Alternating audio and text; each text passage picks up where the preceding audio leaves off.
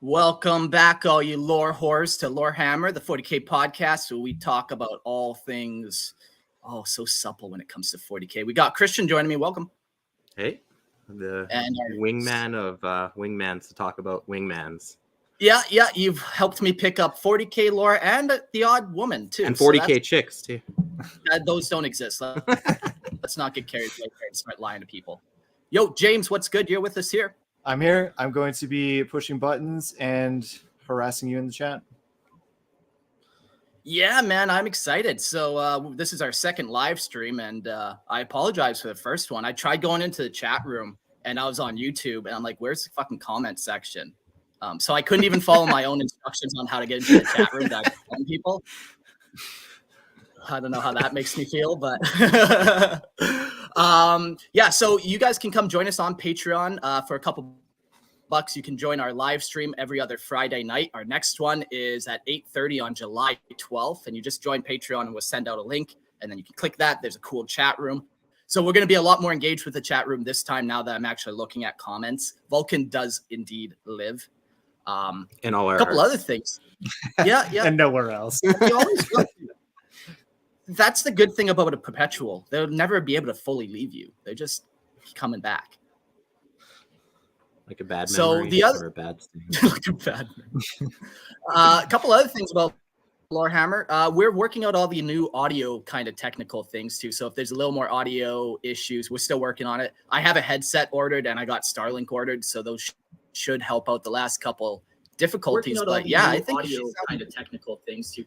Oh yeah, I've got a backfeed now. There we go.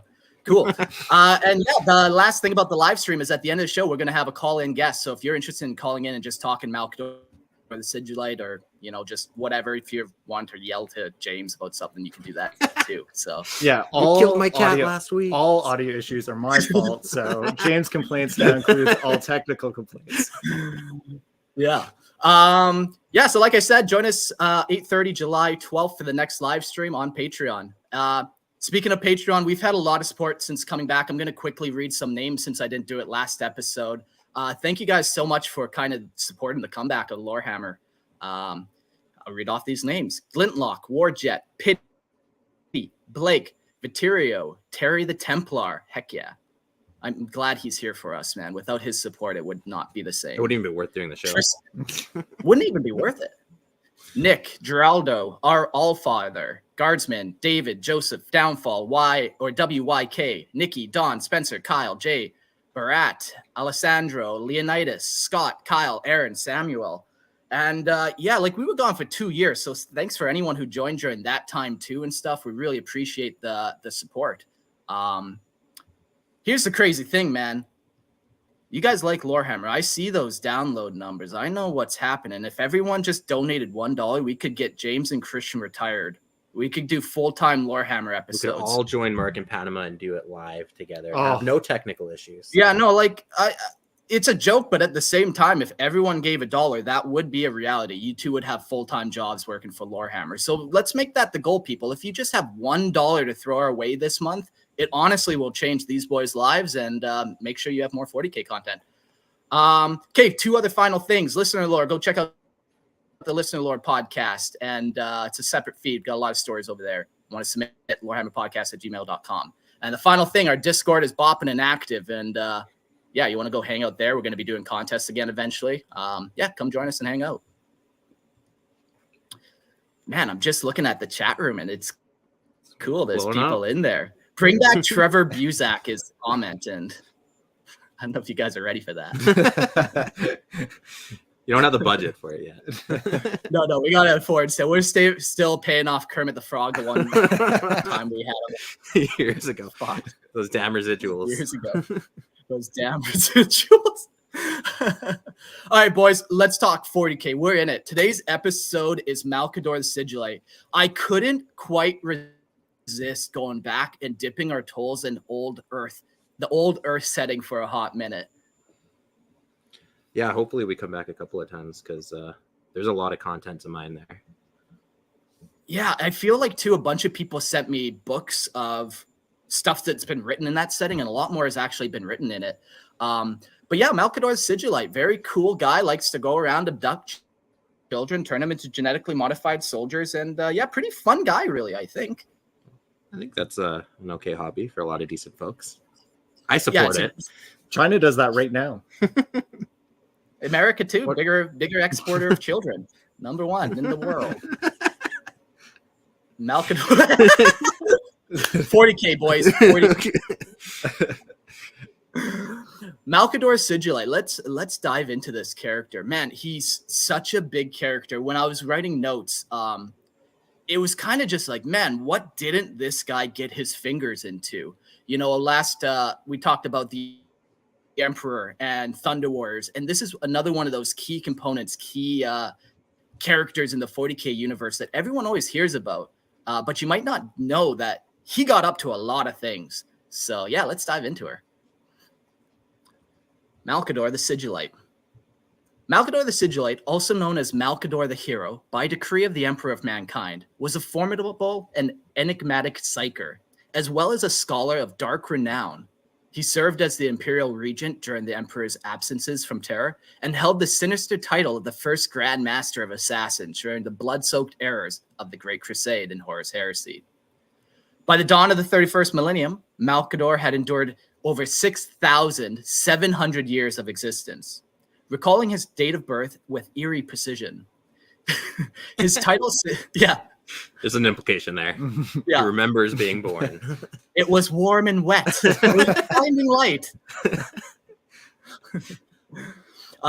His title, the Sigilite, meaning seal bearer in the ancient Terran dialect, reflected the profound trust and esteem the Emperor placed in him, granting Malcador the power to act with the Emperor's full authority in his absence.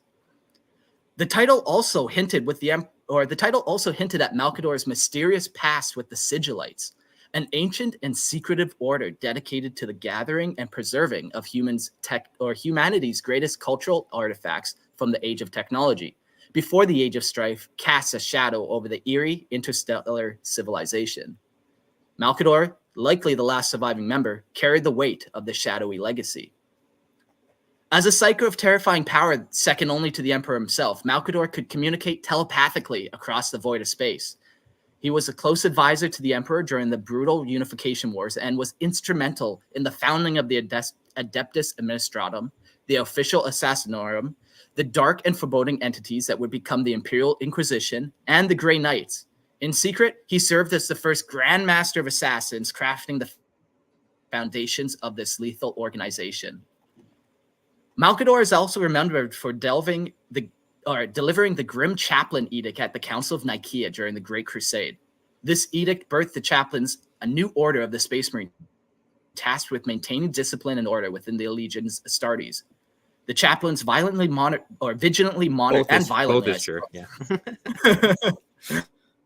The chaplains vigilantly and violently monitored for deviations from the imperial truth and enforced the ban on psychic powers, with violations resulting in severe and brutal punishments for the Astartes librarians who defiled the Emperor's command.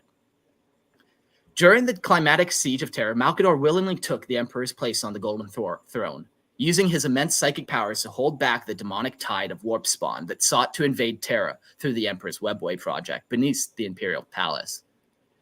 This act of immense and grim sacrifice, which Malcador knew would lead to his death, earned him the title Malcador the Hero from the Emperor. Malcador's selfish act allowed the Emperor to confront the Arc-Traitor Horus aboard the flagship, the Vengeful Spirit, in orbit. The Emperor ultimately defeated and slew Horus, bringing the Horus Heresy to a prolific and bloody conclusion. When the mortally wounded Emperor was returned to the Imperial Palace, Malcador used the last vestiges of his energy to sustain the Emperors long enough for him to give his final commands to the Primarch Rogel Dorn before being interred in the Golden Throne. Once Malcador was moved from the throne, his body disintegrated into ash, completing his final grim duty to the Emperor, who he served above all else. All right, thanks for joining us, guys. So that's the end of our episode. Yep, there's my 15 pages of notes. Most of it was just redacted, so that's always good. Yeah, when I read this and when I was doing the episode notes, I'm like, holy fuck, I didn't know that about him, or I didn't know he did that one too. And what did this guy found? Yeah, he is the architect of the Imperium that you know. even from early on, like even something as basic as the administratum, like that is what makes the Imperium function. And then you have all the specialist roles like the Inquisition and even like chaplains are Malcador. Yeah. There hasn't been a great heresy since chaplains, so they just He knew what he was doing. Well, okay, He knew. so the other thing too that's crazy is like how powerful of a psyker he is, because how many people have to be how many psykers have to be sacrificed to keep the emperor like going, and he was just doing it on his lonesome because he's such a G. So like he's a ridiculous psyker too, which is one of the and even with things. Astral communication or whatever, most astropaths get soul bound and like the eye burnt out and all that kind of stuff. And I don't think that same process, the soul binding, happened to Malcador that happens to all the other ones. No, it wouldn't have to. And he can like project across the Imperium without any relays or anything like that. Like he can telepathically communicate from one end of the galaxy to the other, which is also like rarely powerful. Like he's probably second only to the Emperor in psychic ability, which is saying something. And maybe Magnus.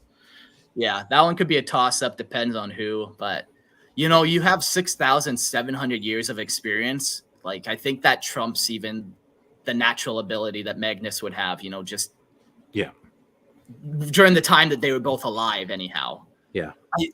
I think one of the craziest things that kind of got picked up on here was the word Sigilite and where that comes from. And we'll get a little more into it. But the Sigilites were this ancient order of people who went around, collected technology, relics, artifacts, all these kind of ancient things, and safeguarded them. So just think about his relationship with the Emperor and this safeguarding technology. And safeguarding of knowledge too. Yeah. Another interesting thing too, just before we move on that point, I'm not great with math here, but where does that put him timeline wise? Like certainly into Old Knight in real history. He's not as old as the Emperor for certain, but he is like 6,700 years old. So he saw like the first, not empire, but whatever humanity had across the stars, during like the I want to call it the Age of Iron, but no, like when the Men of Iron revolted and before Old Knight and all that stuff. Like he saw humanity at its peak. Yeah, he could have been around for like the Men of Iron and stuff. Yeah, exactly. Like he knows a lot of stuff that's even still kind of mysterious in modern 40K, which a lot of the mystery is being stripped away. He even knows the dark stuff from back there. So just interesting. Do you guys think he went by Mal, or did he make them say Malcador the Sigillite every time? Malcador the Hero. Oh my God. No, he was already dead when he got that. The Emperor Matri. Everyone calls him the hero. All right, I'll dive into the next section. Unity and the Great Crusade. During the conquest of Terra in the late 30th millennium, the Emperor gathered about him trusted lieutenants, entrusting them with tasks befitting men of great status. Most of these loyal servants hailed from the ranks of the Terran nobility and the formidable Space Marine legions. Malcador was a unique exception among these warriors, for he was not a soldier, but a learned man, with the solemn bearing of a priest. From the early years of the brutal wars of unification, Malcador stood ever present at the Emperor's side, often engaging in psychic combat alongside him. His origins remain shrouded in mystery, known only to the Emperor himself. When the Emperor was merely another Terran warlord, it was Malcador who first suggested he adopt the grand title of Emperor of Mankind, a suggestion that would shape the fate of humanity. In truth, Malcador was a member, perhaps the last survivor, of the ancient and clandestine Sigilites. The secretive order sought to preserve the most potent and significant artifacts of human history from the chaos and destruction of the Age of Strife. The Sigilites' fortress-like headquarters in the shadowy Himalayan mountains would become the foundation upon which the Emperor would build the mighty Imperial Palace, a dark citadel of power. According to Primarch Jagtai Khan, Malcador's true identity was uncovered by his brother Horus. Horus revealed to the Khan that Malcador was originally known as Brahm al-Qador, a perpetual like the Emperor, and was infamous as a cursed wanderer and the last and greatest techno-mage of Terra. The Khan also claimed that Malcador and the Sigilites had committed unspeakable atrocities during the Dark Era of Old Night, memories of which were later erased by the Emperor and Malcador himself to conceal their dreadful past. Whatever his true origins, Malcador donned the hooded robes of a simple Terran administrator. Blessed with unnaturally long life, he was surrounded by rumors and whispers.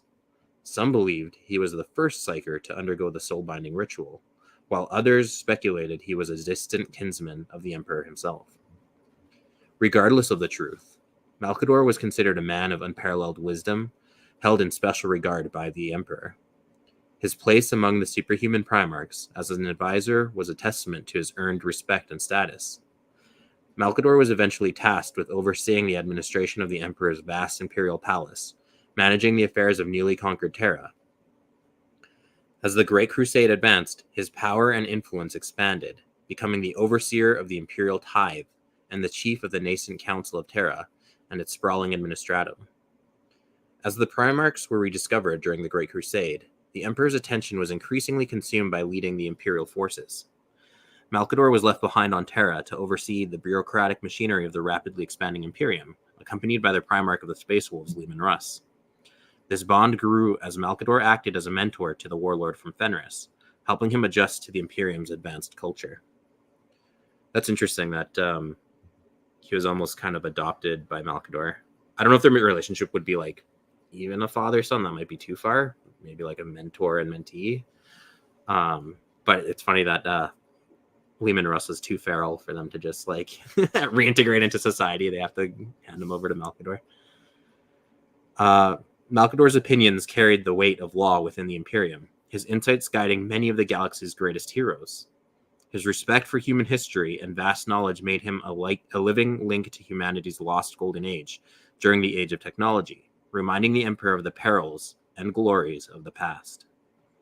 Among Malcador's most treasured possessions are two ancient paintings rescued by the Sigilites from the Age of Strife's devastation, the enigmatic Mona Lisa by Leonardo da Vinci and the haunting Sunflowers by Vincent van Gogh, displaying in his personal chambers as relics of a forgotten time.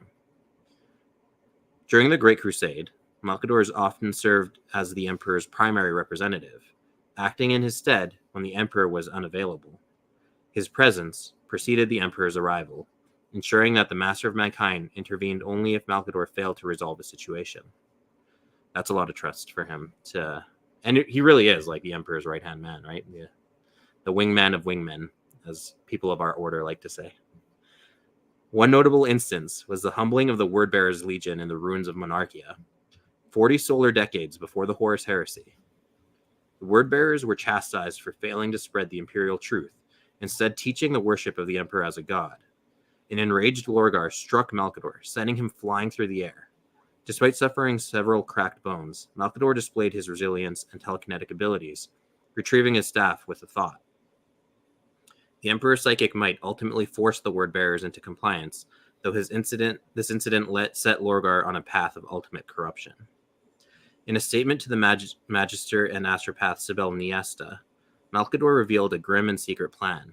He claimed that he and the Emperor intended to agitate the Primarchs, turning them against one another to purge those unworthy of leading humanity. This plan aimed to eliminate the Space Marine legions, ensuring only mortal humans would inherit the galaxy. However, the Chaos God's corruption led to the Horus Heresy, unraveling the Emperor's carefully laid plans for humanity's golden age. There is so much to unpack in this very long screed.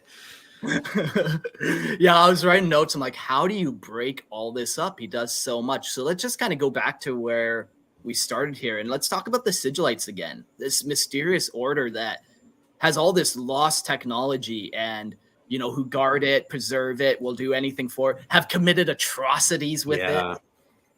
Like atrocities so bad that the Emperor and Malcador like purge any thoughts. Now, is that the Emperor purged the thoughts in Malcador himself? Like, I don't want to remember what I've done, or is it them censoring history so no one else remembers what they've done? Yeah, it could even be a third option of just like, we cannot allow somebody who knows the secret of AI out or whatever, you know, whatever secret he was. It would certainly be, so, that would be a factor, I'm sure. Yeah. I just keep kind of thinking like, you know, we kind of know what the Emperor is. Sure, we have rumors and myth, and you know, they might firm it up and then they might take it back away from us. But man, there's this rumor that the Emperor is like a ancient piece of Dark Age technology. This like not quite human, Not a but being. still, yeah, this in between of a human and maybe like a warp creature melded with science and A super dark weapon. magic. Yeah. And I just kind of picture Malcador just kind of finding the Emperor and be like, oh, this is the most powerful thing I've ever found. I got to now dedicate my life to just solely this direction and this aspect. Even maybe taming it, like if you want to get Yeah. extreme with it. So that's one of the crazy things too, is that the Emperor was just a warlord on Terra, one of many. And allegedly Malcador is the one who plants the seed of the Imperium and the Emperor himself. Yeah. So, I mean, would the Emperor have done any of what he did without Malcador being in the background, like prompting and like whispering in his ear, directing his path, right? Who is the real Emperor here? Yeah, that's Yeah, so and crazy. We have examples even at the end statement that you wrote of him directly going against what the Emperor was wanting to do with like some things. You know, he's like, I don't think we should do that with the Astartes. Like, yeah, which is crazy. Sorry, I'm just reading back through the notes because, like I said, there's so many like one-off sentences. It's like there's so much there. Getting struck by Lorgar is another big deal. Like in passing, sure, whatever, but like that's a Primarch that would like turn you to mist. yeah. If he Even if he's the lamest Primarch. yeah, the weakest Primarch. Sorry, I meant lame Been in the term of weak. I thought you meant he Not couldn't walk. uncool. Yeah, that's what I was saying. Yeah, let's kind of dive into that scene because Malcador is so trusted by the Emperor that at times he is the Emperor's enforcer, where you think maybe the Emperor would send like somebody else, but but you know what happens when you send Layman Rust to a place to chastise somebody. Burn down Planet's the house. I just told you to talk to them. Exactly. But no, it's like he has so much power that he goes the word bearers are basically, they've been slowly corrupted by the warp without even really knowing it. They got deep down inside of them this desire to worship something, and they've been spreading the Imperial Creed and spreading like different little cults and stuff that the emperors should be worshipped. And when the Emperor does find out about that, he sends Malcador to deal with it. He sends Malcador to go deal with a Primarch, and he does. Yeah, and again, like it speaks again to that authority and trust. Like Malcador is also described as like the Emperor's only true friend, right? So even like the Primarchs, like he's immortal by all intents and purposes. Immortal, he is a perpetual, but like a human still, and is still trusted. Yeah, to censure Primarchs. Like his word is as good as the Emperor's word, and the Emperor is cool with that. Like he trusts Malcador enough to be his man, right? Yeah. So it's crazy. Another kind of thing too is like just going back to like the collection and stuff of Malcador Collector. He has like the Mona Lisa. Very distinct paintings, and we get a couple references in the Mechanicus book in Horus Heresy. We get a reference to the Mars Lunar Rover, and a couple of them. So it's kind of cool that there's a couple more actual direct tie-ins where Like one day, history. boys, we'll get there. I gotta make a painting. It's good canon. enough. It's canon. We get there. Yep, we're in 40K. We just gotta wait. If anyone in France wants to like slap a Lorehammer sticker on the Mona Lisa, I heard vandalizing modern art is like a thing now. So Yeah. go ahead and mark that one for future collection. Yeah. Stop female custodes. Slaps Lorehammer sticker on. Protest. Fuck. Another kind of cool thing about Malcador is so he's not necessarily portrayed as like a strong human. So he gets slapped by Lorgar after he kind of chastises him, and then he gets up and, like you said, he's just kind of a normal dude. He has a couple broken bones, and he still manages to get up and like maintain his composure and like position. And great scene in that book. Yeah, break a couple of your bones and see how composed you are. After. Yeah, and especially too, since like Malcador does have the power in my mind to probably just instantly kill Lorgar. Like Just shred them atom from atom. Yeah, even psychically, if not like through true name magic or whatever other mystical knowledge he might have. Yeah, true name. Yeah, because he's not only like a psyker, like a very good with psychic power. He also really dives into like some of the darker aspects of it. Yeah. His true name too. We get his true name. I forget it. I can't find it in the notes here, Mark. But if you remember it, but Malcador's true name. Malcador's true name. Interesting. Yeah, because Horus was so bothered that he like wanted to research everything about Malcador. And, like when he's talking to the can. Yeah. Cool. It's in the notes over there. But yeah. We'll get to her. Yeah, there's a lot there. Yeah, I feel like he's everywhere all the time, doing this and doing that. Let's talk about his role as the first Lord of Terra. As the Great Crusade neared its conclusion in the early 31st millennium, the Imperium achieved a monumental victory during the Ulanor Crusade, crushing a colossal Orc empire. With Ulanor reclaimed, the Emperor held a grand triumph, a spectacle of unparalleled glory to honor the valiant warriors. Same again. Same thing. Both is true. Warriors of the Imperium, both mortal and Astartes. The triumphant event, with the scattering forces of the Imperium gathered in one place for the first time in centuries, was meant to be a bright, enduring memory for the Astartes.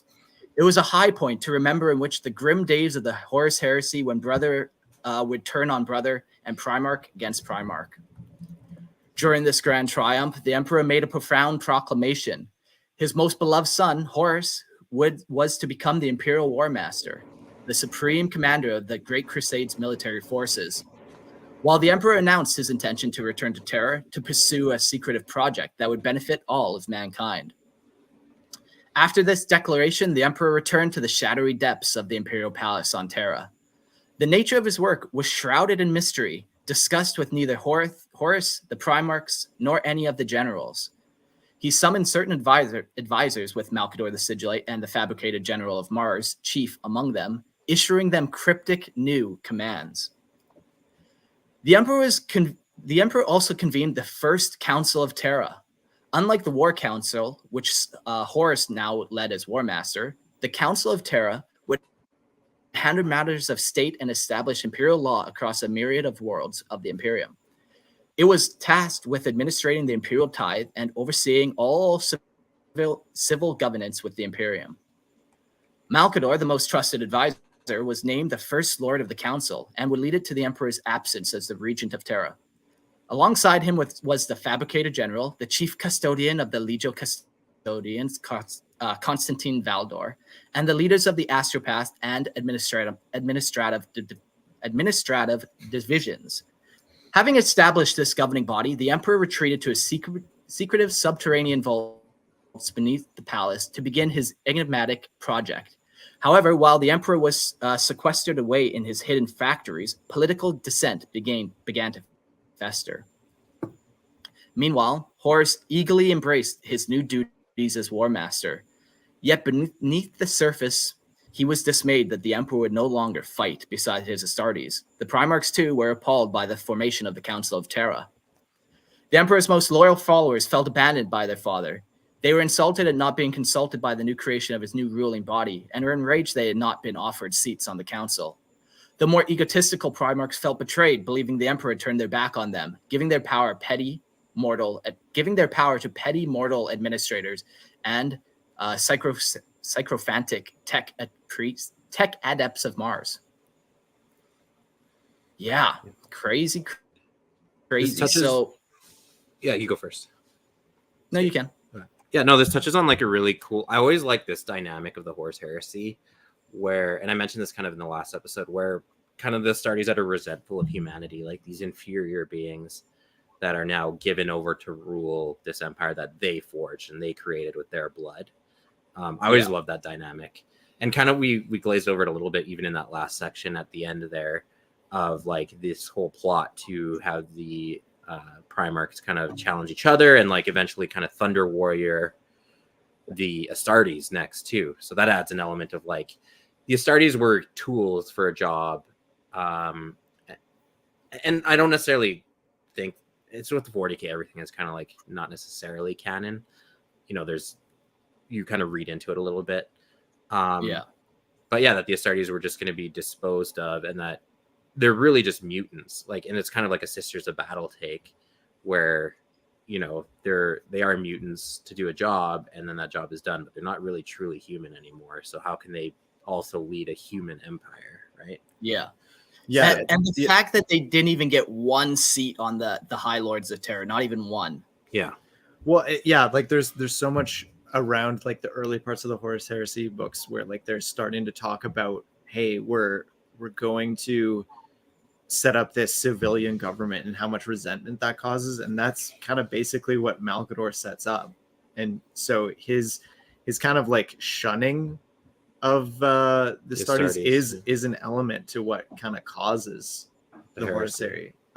So like there's an element to Malcador's kind of, I don't know, is it human supremacist, or is it like is it seen like the Astartes are like not good enough and by Malcador? Like he has this very specific, because we talked about how he even is the one who's implanting Imperium. So like Malcador has this vision for what he wants the Imperium to look like, and obviously these warriors that they have are not a part of his vision, at least. Yeah. In real life, it's a good question too, about like what do you do with soldiers during peacetime, and like what are the potential ramifications of having like a bunch of guys who were bred to fight just sitting around not doing anything. Well, we talked about that. Yeah, so that's what I was going to say. Is the flip side to that argument is that Astartes are more than just warriors. They can do a lot of things at a superhuman level. Like they're master tacticians. They can calculate faster than humans can. Like the Ultramarines are known as great administrators of their worlds too, because they can, you know, look at issues from a very like, it's like having a genius be like your leader. They have like hyperactive minds as strong as their bodies, right? Yeah. So is the issue then that Malcador just couldn't or didn't foresee the fact that there would be all these threats to the Imperium after the Great Crusade was done? Or was it that they thought maybe like the Imperial army was good enough, would have been able to fight off that anyway, and they're like, okay, well, we don't need the super soldiers to like make this happen. We can do it on our own. I don't know, but I do think fundamentally, yes, like that human supremacist, like again, the Sisters of Battle, some of the more extreme edge of them believe that Astartes are just mutants, right? And they're not wrong. So like if you are forging an Imperium for mankind, then you see the Astartes as tools to achieve that aim, and that they are like, there's no place for them after the fact. Right. Yeah. Because they're also like a different version of, they're not just like, because if your idea is like, okay, we're going to make an Imperium of mankind. Okay, we have these like things we make to fight, but like they're not really humans at the end of the day. They can't make more of themselves like humans are. They're not even like an evolution of human. They're just like mutants. Yeah, there's something we create to fight with. So it kind of makes sense that like maybe once we're done this Great Crusade, we don't need this tool anymore. We can rely on the human empire we built to defend itself, because those are actual human beings. So maybe that's what Malcador's idea was. Yeah. It's kind of interesting how his kind of vision, what we're gathering, is just even slightly different than the Emperor's, where we're like, yeah, Malcador definitely is more human-centric, where the Emperor is almost like, his main thing is like anti-warp separation. You know, he doesn't necessarily care what human is in charge, you know, as long as you're following the banner. You know, there are abhumans that are allowed and stuff, but yeah, there's that difference where the Emperor is definitely super focused on the warp, and then the Emperor definitely has that vision for humanity and the common man a little more. All right, well then let's sprinkle some seeds of heresy on that cake then. Horus felt deeply slighted when the Emperor retreated to Terra, sequestering himself in his hidden laboratories and dungeons rather than continuing what Horus deemed the true mission, the Great Crusade. Although the title of Imperial War Master was a great honor, it was nothing compared to the sense of abandonment Horus felt as his father turned away from him. Despite his best efforts to carry on the fight and lead the glorious crusade, Horus was troubled by the Emperor's absence. Many Astartes had died, and not once had the Emperor cared enough to honor them with his presence. As news of the Emperor's cryptic pronouncements filtered from Terra, Horus grew ever more estranged from the man he once revered as a father. Increasingly, his thoughts were consumed by the mission to conquer the galaxy and bring greater glory to his Space Marine legions. The War Master joined the 16th Legion, the Sons of Horus, on the moon of Davin. The Legion had ties to Davin's primitive warrior society from their previous conquest of the world solar decades earlier. At the request of the Davinite priests, the moon became their target. Cleansing the moon of its plague-worshipping cultists was a simple task, but Horus was struck down by an assassin's blade, the Kinnebrach Anathame, wielded by Eugene Temba, the Nurgle-corrupted former Imperial planetary governor of Davin. The wound festered, and the medical experts of his legion were unable to treat him. Horus was soon close to death. In desperation, his apothecaries sought the aid of the Davinites. Horus was carried into the temple of the Serpent Lodge, a dying man, and emerged some solar days later, apparently cured and bursting with energy. None knew what profane rites to the dark gods were performed to save him.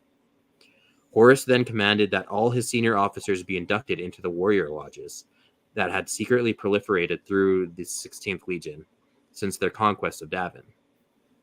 Within a short time, the entirety of Horus's legion was inducted. In the following solar months, Horus extended the Warriors Lodge system to other Space Marine legions, with the blessings of those Primarchs who would later join his cause. Thus, the seed of heresy was first planted in the heart of the Emperor's greatest champion, and within some of the most powerful military forces in the galaxy. Horus had listened to the ruinous powers of chaos, and made his pact with them while lying unconscious within the temple of the Serpent Lodge. He would deliver the Emperor to them, and they would give them the galaxy. It was a simple bargain, and one that made sense to Horus. Humanity was under dire threat from the demons of the warp, though few recognized the danger. If the Emperor knew, he seemed to ignore it. After his sojourn on Davin, Horus was a changed man. The War Master drew to him those Primarchs he trusted most, meeting with each in turn and corrupting them. After securing the loyalty of nearly 4 full legions of Space Marines, he sought to draw more forces into his web of deceit. Horus dispatched his agents to other legions and began the process of winning over various Imperial commanders and Mechanicum Forge Masters. The latter held positions of authority on the Forge Worlds and controlled the fearsome Titan legions of the Collegia Titanica. With these powerful war machines at his side, Horus believed he might even force the Emperor to submit to his rule without further bloodshed. Yeah, he was wrong about that, but good try. Good try. Could have been a peaceful heresy through negotiation. And Neil asked, do you think the events of the heresy happen if Big E had made the same effort to communicate with the legions / make an appearance or two, or was it always going to happen? I think that there's definitely some things that the Emperor could have done differently that would have, but it's hard to know, right? Because like part of the reason that there's so much secrecy is because of things like the warp, and once you know about the warp, there's taint. Corruptive just by knowledge. So like you could be true, or it could have just made the warp taint worse. Yeah, or like because you never know, right? Yeah, it could have just been those. Yeah, that's an interesting one. A flawed strategy. We're all married men, and I find in my relationships communication is key. We are talking 40K, so maybe the opposite. Spoke when spoken to. Yeah. I think the Emperor. I've talked about this before. I think the Emperor knew what he was up to the whole time. I think he knew the heresy was going to happen. I think he was trying to ascend. I think maybe there was some things that got fucked up, like the Webway project maybe wasn't supposed to go quite that direction, but I still think the Emperor was intentionally kind of setting things up the way they needed to be. Counter argument. We're also talking about how Malcador is so influential. How much of this could be his fault of like meddling and, the Emperor trusts Malcador. Hey, can you run my Imperium while I work on a big project? No one can interrupt me while I do this. Super important. And then Malcador goes ahead and screws that up. So like maybe he could have explained a little better. Hey, like the Emperor's task is very important. He's not ignoring you because he doesn't care about you, although maybe he secretly doesn't. Listen, he's not ignoring your text. He's not leaving you unread. He's just His phone busy. broke away on vacation. Yes. Right. Well, yeah, it's quite possible that like that Malcador could be the reason that the Emperor makes some of these decisions, because the Emperor has these certain plans that he's trying to take charge of. He's got like his webway project that he's going down to take care of, and then maybe it's Malcador's decision making that kind of makes things go the way they do. It's hard to know for some of those details. Even just lacking that unified vision, it seems like the Emperor and Malcador, while close, while parallel lines, they're slowly dividing apart. That is not what parallel lines do, but yes. Close to parallel. You can still be parallel. Literally not the definition of parallel lines. No. Listen, you son of a bitch. Don't make me get a fucking... Here we go, Christian. We're doing some math. You have a parallel line. And Kimura is somewhere in the middle of it. Yeah. Yeah, I don't know. Should we... any other thoughts? Just really quick. Little segment of heresy. Yeah. There's a little Romanesque kind of touch too, with like legions becoming loyal to their war masters. Like the whole thing with Caesar kind of rebelling against Rome. Like, the Senate is like far away governing things. They don't really matter to us. We're loyal to our generals who actually fight and bleed with us on the front lines. So that's a cool kind of parallel with Horus. Kind of like, you guys are my soldiers. I fight with you. I bleed with you. Then that garners that loyalty in them to actually turn on their own empire. So just a cool little historical. I love those historical. I like Romans from Roman times. Yes, everyone's daily Roman thought came in today. So if you haven't thought about Rome today, there it is. There you go. Check that box. The heresy begins.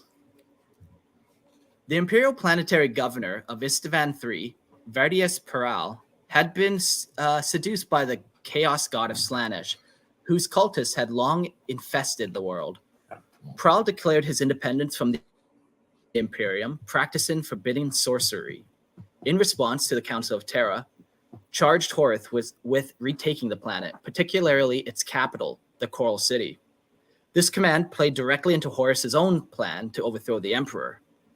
Despite the 4 legions under his command, the sons of Horus, world eaters, Death Guard, and Emperor's children, having already pledged themselves to chaos, loyalist elements remained within each legion.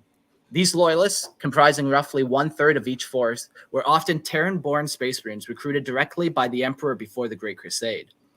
Under the guise of quelling the rebellion on Istavan III, Horus gathered his forces in the Istavan system. Horus devised a plan to eliminate the loyalist elements within his legions. After a lengthy bombardment on Istavan III, he dispatched all the known loyalist Astartes to the planet under the pretense of restoring imperial compliance. At the moment of victory, as the Coral City was captured, these loyalists were betrayed by a bombardment of virus bombs containing the Life Eater virus, launched from Horus's orbiting fleet. On Istavan III, the surface, over 100 companies of Space Marines from the Emperor's Children, Death Guard, and World Eater legions were deployed. Miraculously, 2/3 of these survived the bombardment, thanks to the warning from the loyalist comrades in orbit. Thus began the first battle of Imperial history where Space Marines fought Space Marine. Former commanders and brother-in-arms turned bitter foes as treachery abounded. No quarter was asked, and none was given. As the traitors rained death upon the loyalist Space Marines of Istavan III, Captain Nathaniel Garrow of the Death Guard seized a frigate Eisenstein, that's what it is, and fled towards Terra to warn of Horus's treachery. Stranded hundreds of light years from any inhabited space, Garrow and his fellow loyalists were eventually found by Primarch Rogel Dorn of the Imperial Fist and brought back to the Sol System. Upon arriving in the Sol System with dire news, Garrow, his fellow Death Guard Astartes, and the Remembrance Euphratai Keeler, the former Luna Wolf captain Iktan Cruz, were placed in a fortress on Luna, controlled by the Sisters of Silence. There, they awaited the Emperor's judgment to determine whether they spoke the truth or were merely pawns of the Chaos Gods.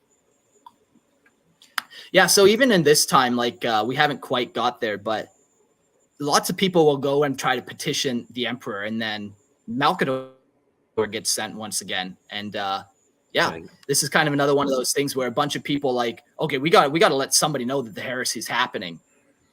Yeah. Yeah, Is Malcador? He's kind of turning into Grim of Wormtongue in my mind, where he's like less of a good Interesting. counselor.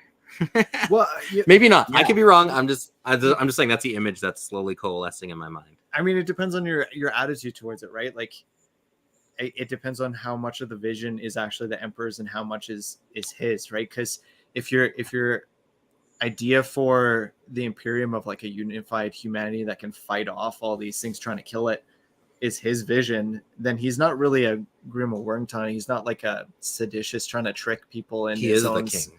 Yeah, he's guiding things for his own like noble, maybe Questionable.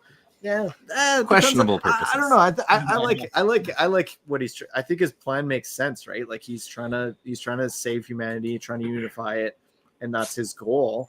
If there's some things that he has that need to be committed, you of have to commit course. atrocities. We know he's done it before. This is the Imperium we're talking about. It's not the Imperium we know yet. It's pretty Imperium-y though. One quick thing too. Was it Malcador that also established the Remembrancers? I think it was. Yeah, I believe it was him. Yeah, it was. So even that aspect is kind of cool. We totally missed is that like these Remembrancers were like artists and historians and all kinds of like higher academic professions and artistic professions that were like documenting the Great Crusade as it happened. And even that whole concept like ties back to like kind of the whole Order of the Sigilites, where they're like, okay, now that we're doing current events, let's gather all the information we can to mark this momentous triumph, right? Of like the founding of the Interstellar Empire. So something that we kind of glazed over there. It's been like fucking 10 years since I read the book with Davin. I think that was the third book in the Horus Heresy. It's probably longer, dude. It's probably been like Yeah, closer to 15, man. Yeah, you're right. 20 almost even. Fuck. But in that book, when Horus has his like corruption, he goes into that coma and he has a vision. Was the Emperor teetering on his memory, or was that Malcador kind of teetering there? I thought it was Magnus was in his memories. Or maybe it was Magnus. It was Magnus, and it was one of his other generals, Janus.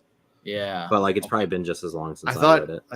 I thought the general. No. I thought it was Janus was Erebus. No. Sejanus. Oh, maybe Erebus was pretending to be him. Sejanus. Yeah, he was wearing his face. Yeah, but because Sejanus was so well loved by Horus. I just love that we caused a bunch of people to yell at the fucking radio. Oh, it's this guy! They're just fucking pissed. I'm telling you, I tell you, it's Magnus and Erebus. I'm pretty sure those are the two. James complaints. Write in. If it's less than 200 characters, I won't read it. Gotta make it worth the complaint. That's right. Yeah. So Malcador doesn't play like a super big role in like. He's not like a frontline warrior or anything during the Horus Heresy or anything like that. And even in the beginning, I think he was just as much blindsided. Like maybe he's seen it coming a little bit. Maybe he tried to direct it a touch, but I still think it was like chaos. As the name implies, yes. Anarchy. Yeah. Well, we'll see what he does with this information. Malcador the Regent. During this time, the Emperor continued his work on a secret project in the vast dungeons beneath the Imperial Palace. He seemed oblivious to the unfolding events of the heresy on Isfan III, Cal, Cygnus Prime, and Prospero. The Emperor appointed Malcador as the First Lord and Regent of the Imperium to rule in his stead while he remained focused on his hidden endeavors. No one knew what transpired within the vaults. Only Malcador had free and regular access, and none dared question the First Lord of Terra about the secret workings within. Malcador did not relish his role as Imperial Regent in the final days of the Great Crusade. Every day brought new challenges. The Space Marine Primarchs openly resented his authority, constantly questioning his right to command them and refusing to maintain contact. The Mechanicum of Mars was restless, daily demanding access to the Emperor. Even the lowly clerks and administrators of Terra needed orders repeated multiple times before carrying them out. Despite these distractions, Malcador recognized a genuine crisis was building. Warp storms hampered interstellar communications, and the Astronomicon was weakening. Entire regions of the Imperium were cut off from Terra. Horus had not been in contact for many solar weeks, and Malcador struggled to ascertain the whereabouts and well-being of most other Space Marine legions. It felt to Malcador as if the Imperium was at its weakest point in many years, vulnerable to a determined enemy. After learning of their arrival in the Sol system and confirming their claim that Horus had turned on the Emperor, Malcador went to Luna and approached Captains Garrow, Cruz, and Sister of Silence, Amendera Keel. He told them the Emperor needed them for a new Imperial organization outside the existing bureaucracy, which would utilize men and women of inquisitive nature, hunters who might seek the witch, the traitor, the mutant, the Xenos. The Emperor foresaw that the end of the Horus Heresy would cost him greatly, so much so that he would no longer actively guide mankind. He knew that the threat of chaos would persist beyond Horus's fall. The heresy had proven the Space Marines were not immune to corruption. Thus, the Emperor set plans to win a wider victory from the ashes of personal defeat. As the Emperor's closest servant, Malcador was ordered to scour the galaxy for those worthy to help save humanity's future. His monumental task was made more difficult by Horus's growing insurrection. This is how the Sigilite came to be on Luna, interviewing Garrow's fate with the future survival of mankind. Under the Sigilite seal, the future symbol of the Inquisition, Garrow was tasked with finding 7 other loyalist Astartes from both loyalist and traitor legions, utterly devoted to the Emperor and his Imperium, in body and soul. These Space Marines, called the Knights Errant, would one day form the core of the Grey Knights chapter of Astartes, the chamber militant of the Inquisition's Order Malleus. Iacton Cruz was retained closer to home, acting as Malcador's hand in investigations like the case of Solomon Voss. The Inquisition's foundations were thus born in Betrayal's fires. The Sigilite next met with Primarch Rogel Dorn in the Imperial Palace on Terra. They discussed the galaxy's portentous events. The War Master had inexplicably turned on their father and was waging war against the Emperor. That war would come to Terra, and mankind's homeworld needed to be ready. The Imperial Palace needed fortifying. The Emperor asked Dorn. Can we jump in? Yeah. This is a long little segment, and we kind of just finished up the little bit about the founding of the Inquisition. So maybe let's talk about that for a sec while it's still right here. Yeah. Yeah, so we mentioned those guys who fled Istavan 3, and they got on the Eisenstein. They went to Luna, and they tried to meet the Emperor, but instead they got sent Malcador, or Malcador heard about it and went to them. Either way, but yeah, he had this plan. He's like, yeah, there are seeds of heresy. There are bad things out there, and he needs people of inquisitive minds. Yeah, heresy abound. It's cool how this kind of happens. Like, I remember reading this when this all kind of first was coming out and remembering if like Nathaniel Garrow, does he go the Grey Knight direction or does he go the Inquisitor direction? And we know how some of them went, but it was kind of very cool just how he takes these two very distinct organizations of fighting chaos. He makes the Inquisition and he makes the Grey Knights. Yeah, and like later on, I don't know if you touched on it on these notes of how he like sets up the Grey Knights, puts them in that warp storm to hide them away and let them develop. Yeah. Like all that, he founded them pretty much. Yeah. I like how this kind of makes sense too. Like from a practical perspective, it's a good origin story for the Inquisition. Like, okay, we have a problem. We know that there's heresy. We need to deal with it. So we'll set up an institution to proactively find this and root it out. Yeah. It makes sense. It's not bad lore. It's pretty consistent with what's going on. Yeah, I like that too. It's like natural. You have this super secretive character already who's already done atrocities. So what's murdering a couple more civilians? Committing atrocities to save humanity. That's the nice thing about numbers. It's like once you get over that certain benchmark, there it's just a statistic. It's like, what does it matter? What's one more body on the fire? Exactly. Up. I guess that's one way to look at it. I've always been a fan of the Grey Knights, and we do have a little bit more about like he founds the Assassinorum at this point, the Grey Knights, and we do have further sections on them. But I thought let's just talk about that for a hot second there. Yeah, no. And feel free to stop me, man. Like these are very long sections. Yeah, man. He's everywhere. He's everywhere, and he's setting up basically all the things you know about. Yeah. In 40K. Like the funny thing is how little the Emperor Like the Emperor does like the Space Marines and the Primarchs, but even then Malcador is involved. And when it comes to like most of the things that are iconic about the setting, it's pretty much Malcador. He sets them up like we talked about the Administratum. That's like the idea of the endless bureaucracy holding up this like Back then, it aging probably empire. worked a little better though. Well, sure, but like that's what I mean though. Like, he sets this up, so that's like the origin stories for all the things you think of. Like, you think of Inquisitors, you think of the bureaucracy, you think about all these the Assassinorum, all that stuff. It's set up by him, which is interesting. It's not the Emperor. He is the Imperium. Some might even call him Yeah. the true Emperor. The true Emperor. Okay. I'm gonna Well, start I got new- a crazy new theory heresy. for you. That's heresy. So What about this? What if he's actually Satan?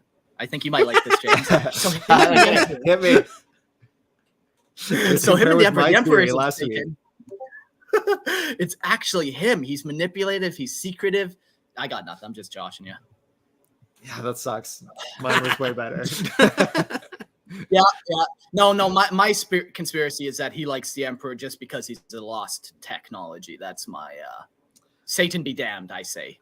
That would be that's a kind of cool idea. The idea that like that the Emperor is some sort of manufactured thing of the Dark Age. It's better than like the psykers all sacrificing themselves to make him. I think it's so much cooler that like humanity built this thing. It's like this is like an attempt at human evolution or something that happened during the Dark Age, and Like- or in the whatever the times before the Age of Dark Strife. Age. Yeah, so In that's cool. real lifetimes, we are currently creating like something like the Emperor, this all powerful, all intelligent creation. And to think what they could do already, in the future and stuff, it's totally plausible that there's this human indistinguishable, and then all these rumors could either like of his actual origins could be implanted, they could be fake, they could just be that mythos that has been built over the year. But Over the yeah, year. I'm a fan of it, man. I like It's the funny, Emperor yeah. as a Dark Age tech.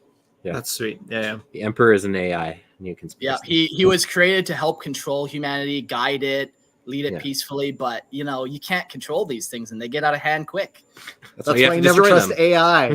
Destroy Never. them always. every time. Every time you see an AI, I don't care if it's your freaking laptop or your cell phone, just trash it right now. Google Homes out the Except not window. while you're listening to the podcast. Maybe Wait till you're done. wait till after the stream. I lost my spot. I put a little space in there for you. Did you? You want Wait to till highlight it so I can see it? What a beautiful man. He's a giver. One of my favorite things about Christofferson is the behind-the-scenes effort to keep him motivated on track.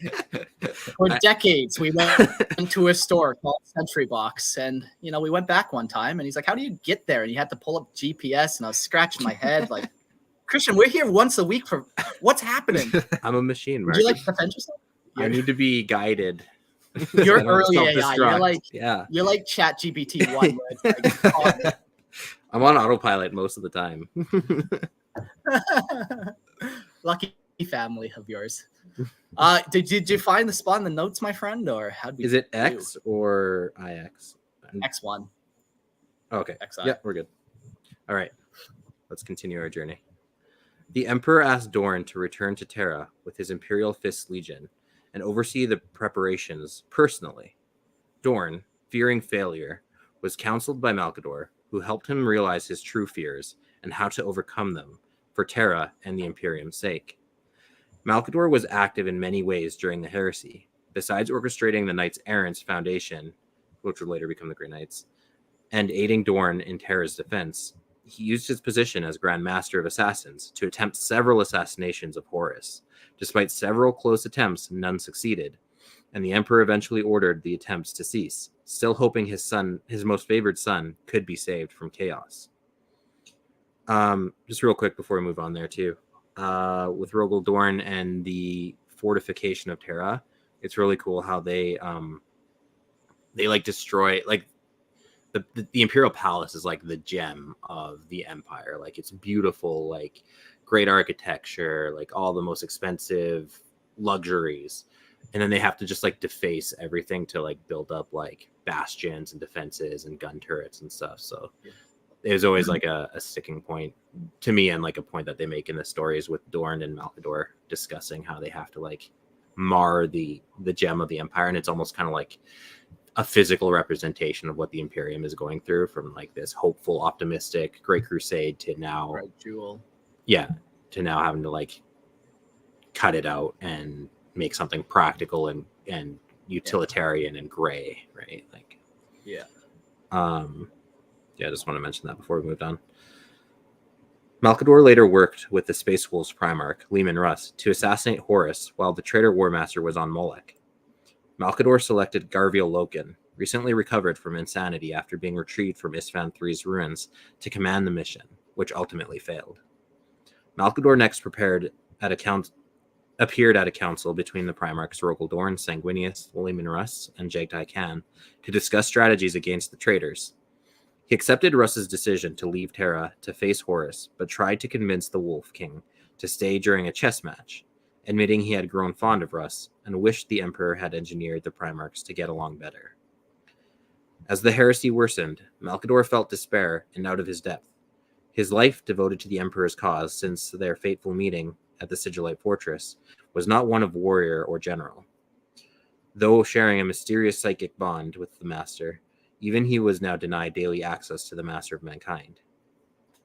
That any Space Marine Legion would betray their oaths was inconceivable to him. He couldn't understand how 4 Primarchs could turn traitor, a question threatening to unhinge his mind.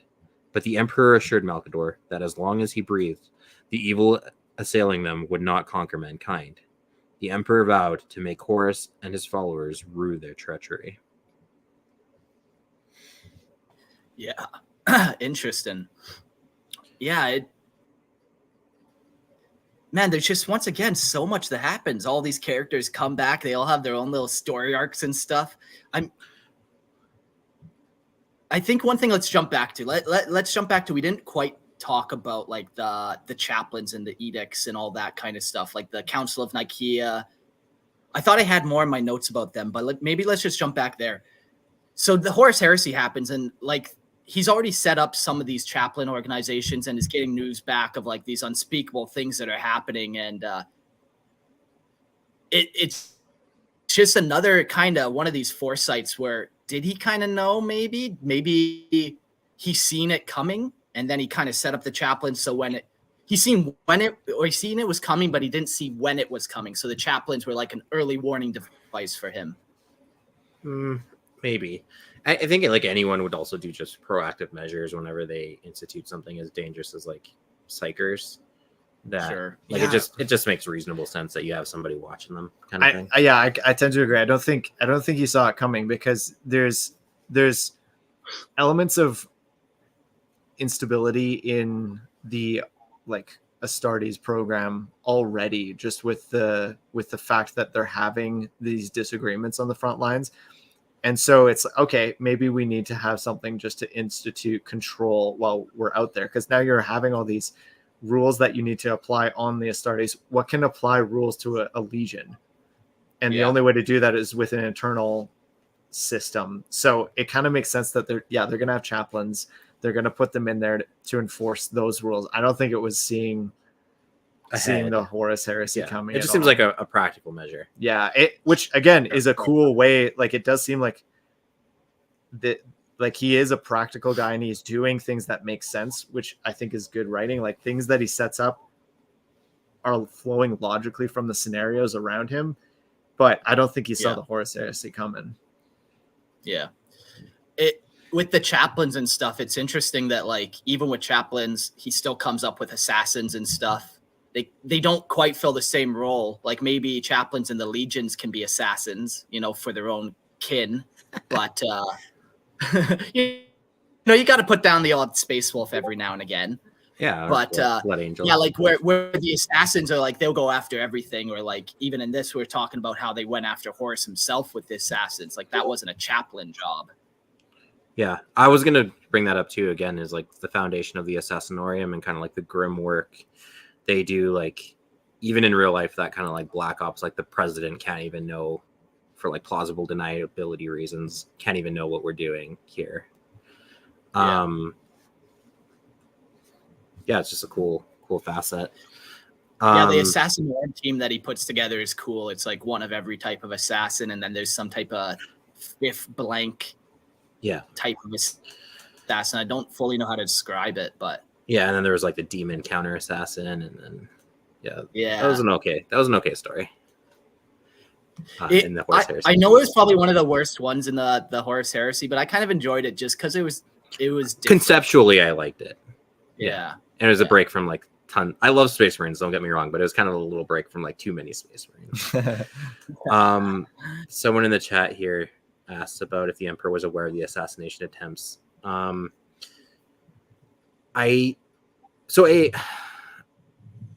I recall correctly, in that book, even I don't believe they thought that they would tell the Emperor what they were up to.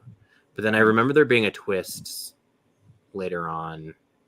I honestly can't remember the details. Yeah, it's been fucking decades, man. Yeah, but I want to say that their decision was to not tell the Emperor is kind of where that fell. No, whether or not the Emperor knew through like psychic means or by other mechanisms, or if Malcador was lying in that meeting, who knows? Or he could have just been thinking practically. It's like, okay, I'm still gonna try and save him. Like I'm holding out hope, but like you're throwing out like the whole Imperium's on fire. It makes sense to try a couple things and have a couple threads going. Have you tried killing him? I mean, if it works, that's the end of the heresy, right? Because if Horus is gone, that kind of kills all the other traitor Primarchs are not going to lead effectively. They're all you're going to fall to they're all incompetent. Horus was by far the most competent traitor. So the idea that like they would have been able to form as an effective an attack if they got rid of Horus, it's basically a win. So I can't see that being an illogical move to like, I'm going to try and kill him. But like, ultimately it's like, you wouldn't expect it to work anyway, right? Like you think an assassin's going to take out a Primarch? That's what I was going to say too, is like, you're coming up with 100 ideas and hopefully one of those 100 will work type situation. Yeah, you're throwing everything at the wall and seeing what sticks. That does remind me of one of my favorite scenes almost of any 40k material, where an assassin gets caught early in that book and gets backhanded by a Space Marine and just destroys his face. Yeah, it's just like a casual backhand by the Space Marine, and like on a human, that's devastating. Yeah, all these guys try to creep up on the Space Marines, but they're already like, we know you're here. But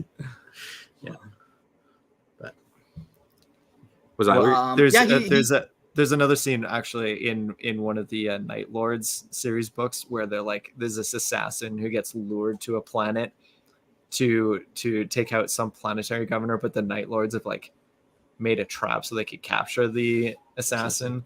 And just like assassins trying to do stuff to Space Marines, it's like, these guys are highly skilled, but like when it comes to a Space Marine, it's like you're out of your league. You have to run away. You have to have like the supreme situation to make it work. And that's a Space Marine. I was trying to assassinate a Primarch.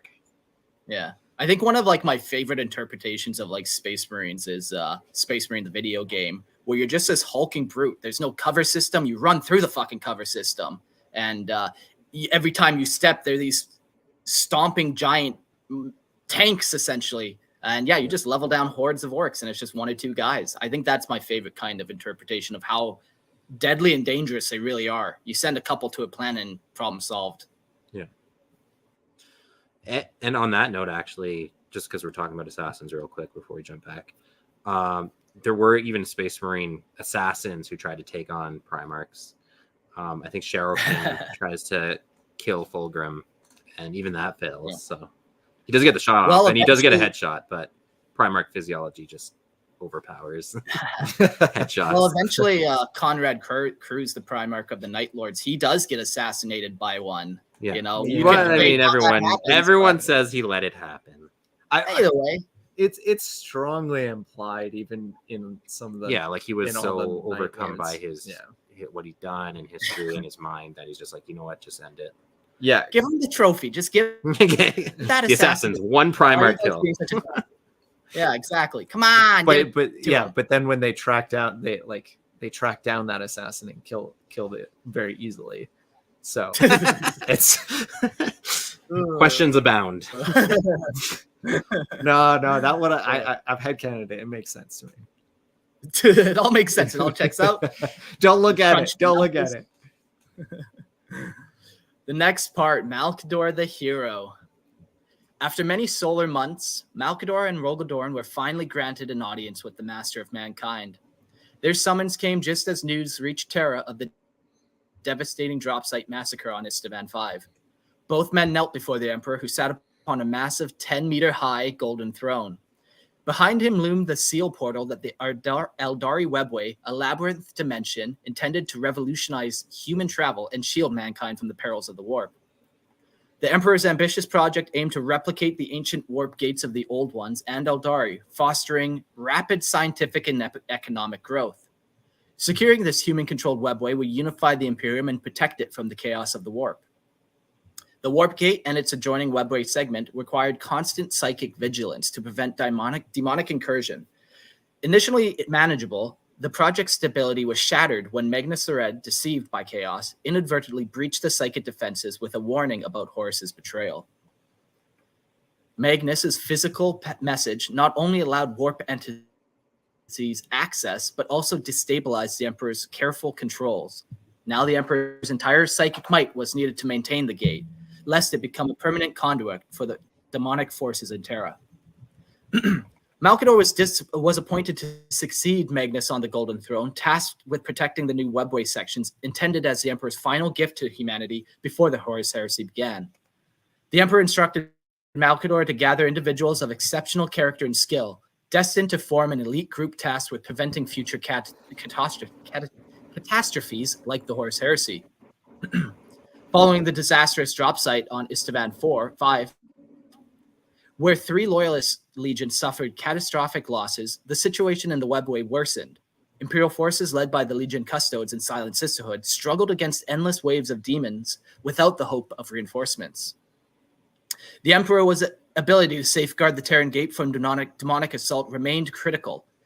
Only his unparalleled psychic might keep the gate closed, but the effort was draining. As Horus launched the Siege of Terra, the Sigilite returned from his mission to recruit the Foundation of the Inquisition, navigating through the chaos to deliver his recruits before the Emperor.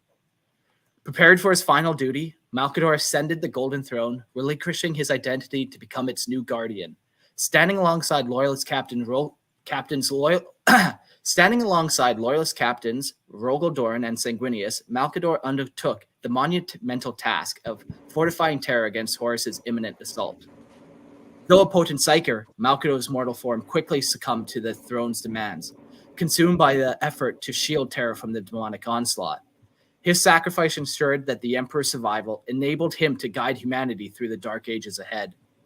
Though Malcador's selfless sacrifice, the Emperor is preserved, projecting the Astronomicon into the warp and shielding humanity from the worst horrors.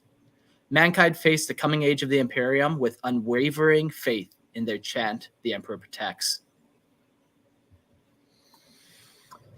So the Emperor, Malcador basically, he gathers people to him once again. We finally learn about the plan. He gets summoned to the Emperor with some homies, and we finally learn about what the Webway project is. What is keeping the Emperor from talking to the Primarchs? What's keeping him from talking to Malcador? What the deal is? And it's the Webway project, this form of interstellar travel where it's not interdimensional, where it's like you're using the warp. It's a different kind of sub pockets. It's like a parallel kind of almost. We need a scientist to describe it. And a magician. Yeah, and a magician. No, it's I'd say it's still interdimensional, but a different dimension, a safer subdimension, right? Sure. So traveling across the stars, the ability to travel is super key in maintaining an interstellar empire. So this task is literally what would keep the empire together once it's established. Imagine completely being able to safely traverse the stars without having to interact with the warp ever, right? And almost instantly do it too, Yeah, exactly. Because the warp is not only a dangerous form of travel, it's it's inconsistent. You could take you forever to get somewhere. It could take you a moment. And so take you back in time. Yeah, it's not as helpful as the Webway would have been. And how much more would it have, just because you don't have to worry about having all these psykers or navigators running around that kind of whole industry you could just get rid of. It's so much better. Like this changes everything. It could make mankind just another level. Humans should have just interbred with the Eldar. That would have been peace.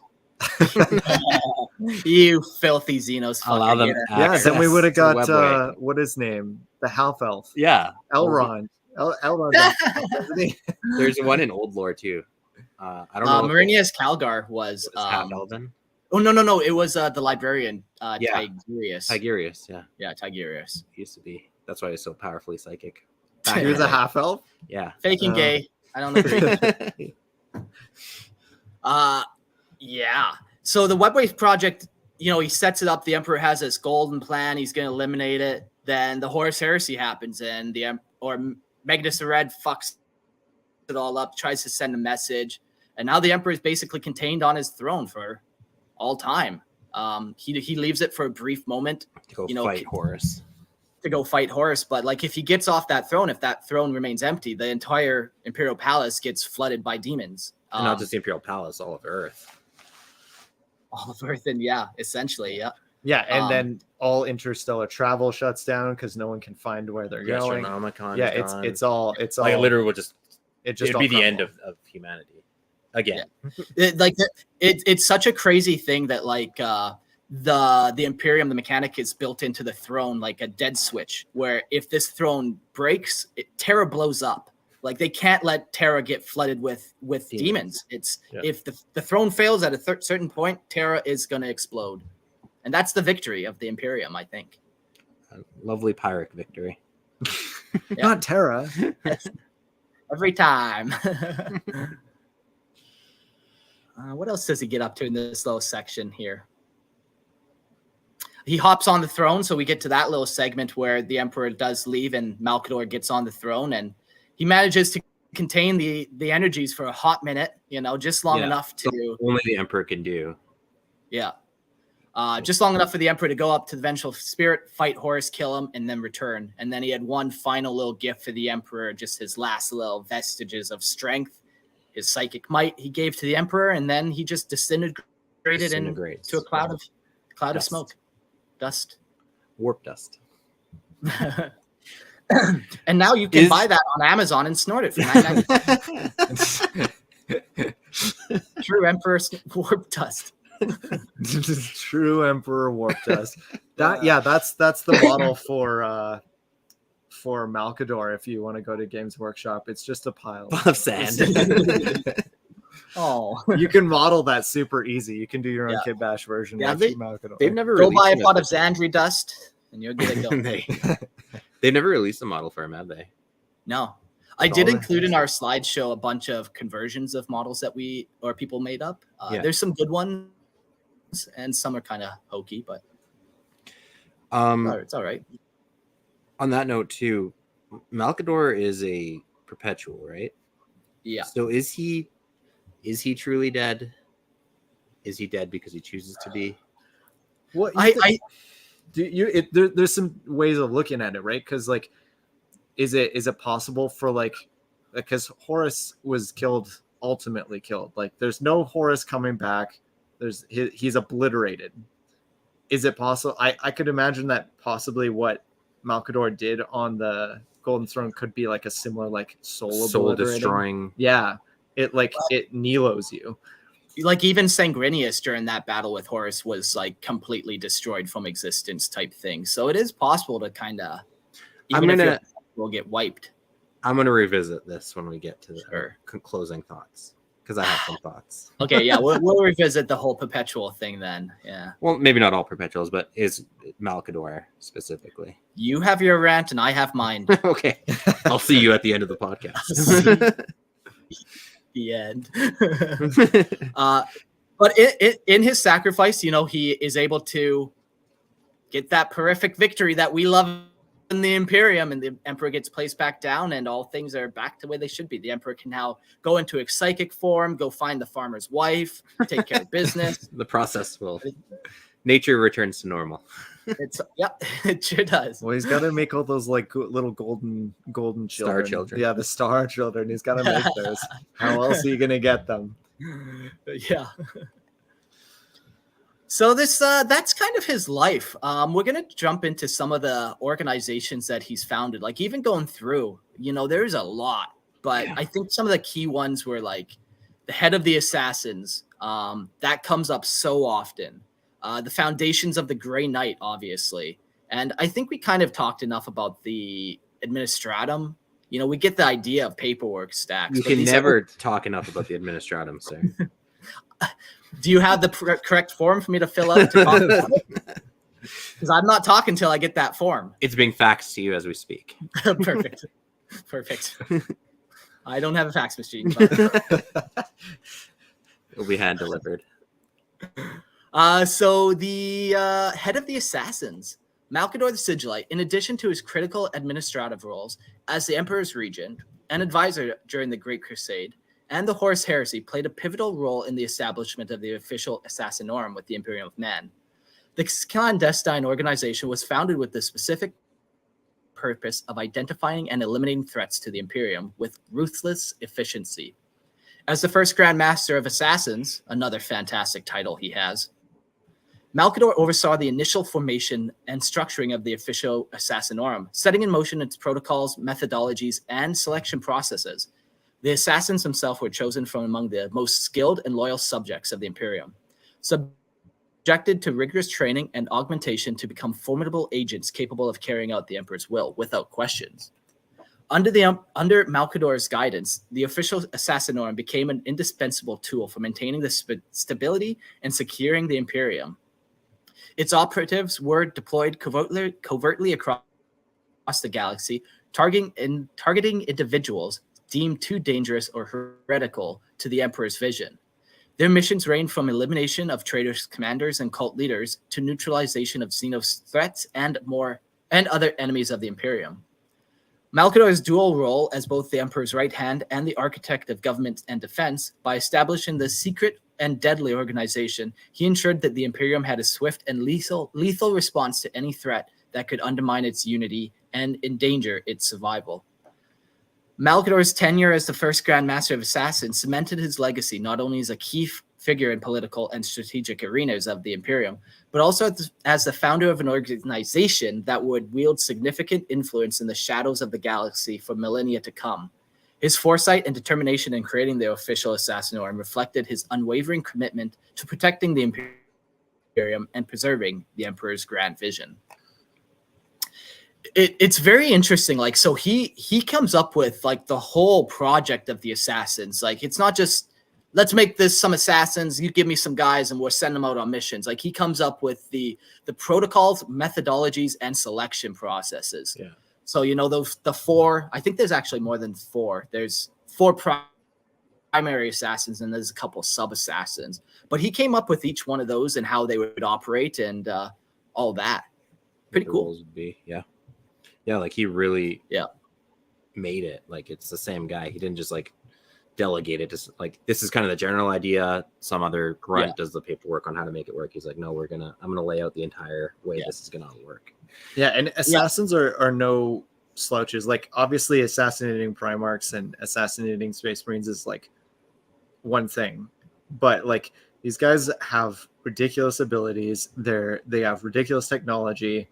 They'll be able to get wherever they need to get, or like target specific threats with great ease. And like, it makes sense too. Like, if you had like a planetary governor, you're like, oh, this guy specifically is like, the planet isn't going to rebel, but this like governor is weak. You can just kind of nip that in the bud right away without having to like exterminatus a whole planet. Like, it's you can, but why would you? Like, that they're an Munitions are effective expensive. team. Yeah. It's not about the people. It's about saving on. Well, yeah, you only have so many. The planet. You need the resources. You don't want to. You don't want to bring in new population. Listen, boys, there is only varying degrees of guilt in the Imperium. So that's right. Yeah, it is interesting too. Like, so there is a very specific role, like you said, assassinating planetary governors. That's key. That's like their main thing, where they're not out there assassinating psykers. If we break down some of the Imperial organization, we got the Emperor, we got Custos, we got Sisters of Silence and Malcador and Assassins. So those Sisters of Silence, they're actually the ones that are kind of the direct top tier ones that go after rogue psykers or, that kind of warp influence. They do have a couple assassins that can do that kind of stuff too. But like, once again, it's Malcador knows what he needs to accomplish. He has a vision of how he's going to get it done. And then he targets that and he creates an organization specifically to do that. Yeah. And I do think back then too, there was a little more interplay between organizations. They've obviously over, the millennia has become siloed and less effective than how they were maybe initially conceived. But back then, like, I believe like the custodians were pulled into meetings with like the head assassin table and stuff. Yeah. So yeah, like it would make sense. Like, okay, you're putting together a strike force. The High Lords of Terra has the custodes and the assassins and the mechanicum there. So like, there definitely is that High Lords of Terra where they're all there, all those key figures. Sure, they know what each other's doing, but there's less incentive for them necessarily to work together. Like they might all have their own agendas. Whereas back in the day, it's like Malcador and Constantine Valdor. They're talking. They're like coming up with plans together. If they need to, assassinate a high-level psyker, they probably would send like an assassin backed up with some Sisters of Silence or vice versa. I think you could probably sum that up in just the fact that it's a new organization. Like it just hadn't got its own feet yet, and you're directly being managed by the original creator. I think founder's a good word. Yeah. So I don't think that necessarily is like they seem to switch pretty quickly into their own like entity. Subset. Yeah, they're doing their own thing pretty much right away as soon as the Horus Heresy is kind of wrapped up. It's not like I don't think that is necessarily an evolution. I think that happens pretty much right away. It's just the fact that this is a brand new thing, and now they're being involved. Yeah, maybe there might be a small shift. Like, okay, let's stop assassinating so many of our people, and let's maybe go kill some other bad guys. Like now that the Horus Heresy is over, we don't need to assassinate our own kin. But yeah. It also kind of speaks to how organizations evolve and become their own entities, and they like self-perpetuate, which is always interesting when you see like in governments and stuff, when you found a new office and like even if it has a very niche task, mission creep just like takes over, and like this thing just starts self-perpetuating and looking for reasons to exist because it's almost like a living organism that doesn't want to be like, no, you've served your purpose, you're disbanded. They always look for excuses and to expand their influence and power. The one nice safe check that Malcador put is, I think, to call a hit out on somebody, you have to get the approval of the High Lords of Terra. So the assassins aren't just calling hits out on people by themselves. Like, it's a very specific thing. Yeah. But, having said that, the High Lords of Terra might get a list that's literally 100 pages and they just sign the bottom and then 10,000 souls are lost. Like, that I imagine is how the Imperium functions a lot more. There'd be no way for them to actually vet like in a reasonable way. And from my understanding, the way the High Lords of Terra work, it's not like a super committed group of individuals to their craft. They're like, the assassins say we want to kill these people, and they're like, okay, yeah, whatever. That's where's my coffee? It's a rubber stamp. Any of our names? No? Okay, go for it. Yeah, that's. I keep petitioning to get James on that list, but they keep rejecting. I'm buddies with Malcador. You can't separate us. Can't do it. The assassins are cool.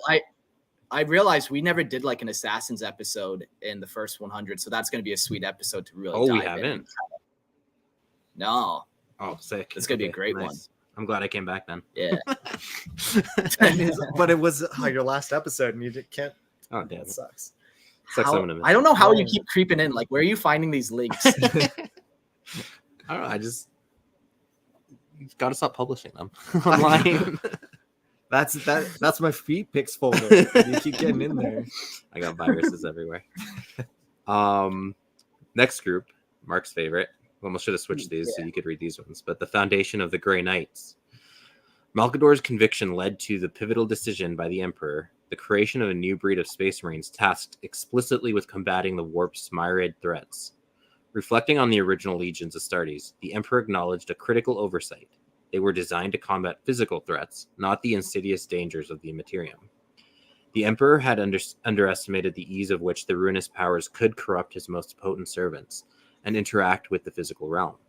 The new corps of physical Space Marines aimed to rectify the oversight and safeguard humanity from the Warp's malevolent influence. Among the 12 individuals Malcador presented to the Emperor before the Siege of Terra, 8 were Astartes drawn from both loyalist and traitor legions. Notable figures included knights errant like Tylos Rubio, Macer Varin, Janus, Epimetheus, and Chiron. Mortal representatives included former Iterator Chiral Cinderman, former Remembrancer Lemuel Goemon, and Silent Sister Amandera Kendall. The Emperors approved Malcador's selections, signaling the project's continuation. The group was divided. The 4 mortal lords would lay the groundwork for what would become the secretive Imperial Inquisition, while the Astartes accompanied Malcador through the webway portal to Titan, the moon of Saturn. Malcador used his powers to shield Titan from the chaos engulfing the Sol system during the Horus Heresy. There, the Astartes found a fortified monastery stocked with supplies, vehicles, and gene seed rumored to be of the Emperor's own creation. The fortress monastery on Titan housed thousands of psyker aspirants, sourced from across the galaxy, and remnants of the Loyalist legions. These warriors would form a new type of Space Marine force, organized not as a legion, but as a smaller elite chapter, named the Grey Knights. Janus, chosen by Malcador, became the first Supreme Grandmaster of the Grey Knights. As Malcador departed to fulfill his final duty, he concealed Titan within the shifting and materium tides, shielded it with the macro gellar fields and protective sigils until the 32nd millennium. Emerging from its hidden sanctuary, the Grey Knights, now a formidable chapter dedicated to combating Chaos's demonic threats, reached out to Inquisitor Laston Nemigan Veritas, formerly Krile Cinderman, to signal their readiness to join the fight against Chaos.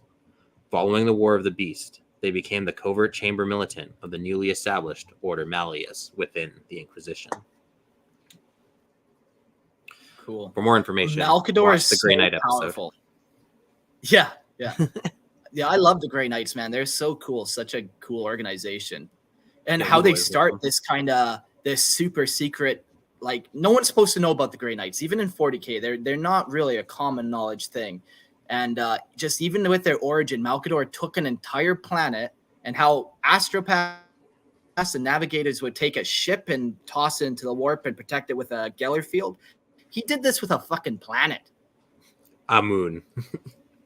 That's no moon. Oh, that's a dwarf planet. Yeah, no, like Well- the Grey Knights are so excellent. Like they're so over the top. They're so powerful. The idea that they come directly from the Emperor's gene seed is super cool. Although I'm not sure how we had the time to do all this when like it took so long to get the normal Stars program going. But whatever, that's fine. They're ballers, and you gotta love the Grey Knights. They're just like everything about their lore is just dialed up. Like Astartes are turned up to 11, and these guys are just dialed up Astartes, and it's awesome. Yeah. I just kind of picture like this superhero movie where all the superheroes get to go to their base for the first time and check out all the gadgets and shit. And like, just imagine Malcador and these knights errant when they first get to Saturn, and they're just walking through the fortress halls. The walls are still bared, like ready for banners and stuff, ready for new combat victories. But like every room's just this new treasure or like new thing to see. It's such a cool place. Yeah, it's also cool. I like to picture like the Sisters of Silent have been like for decades been like rounding up psychers and like going through them and screening them to become potential aspirants as future Grey Knights, and then just kind of like kept in stock waiting. Yeah, and the cool thing too about Malcador is he's always like, as we've gone through all these things, he's like, okay, I have a problem. It's this, and then he just creates the perfect solution to it every single time. And that's one of the cool things about him. He's like, okay, I have a problem with like specific individuals causing insurrection in the Imperium. Okay, I'm gonna create the assassins.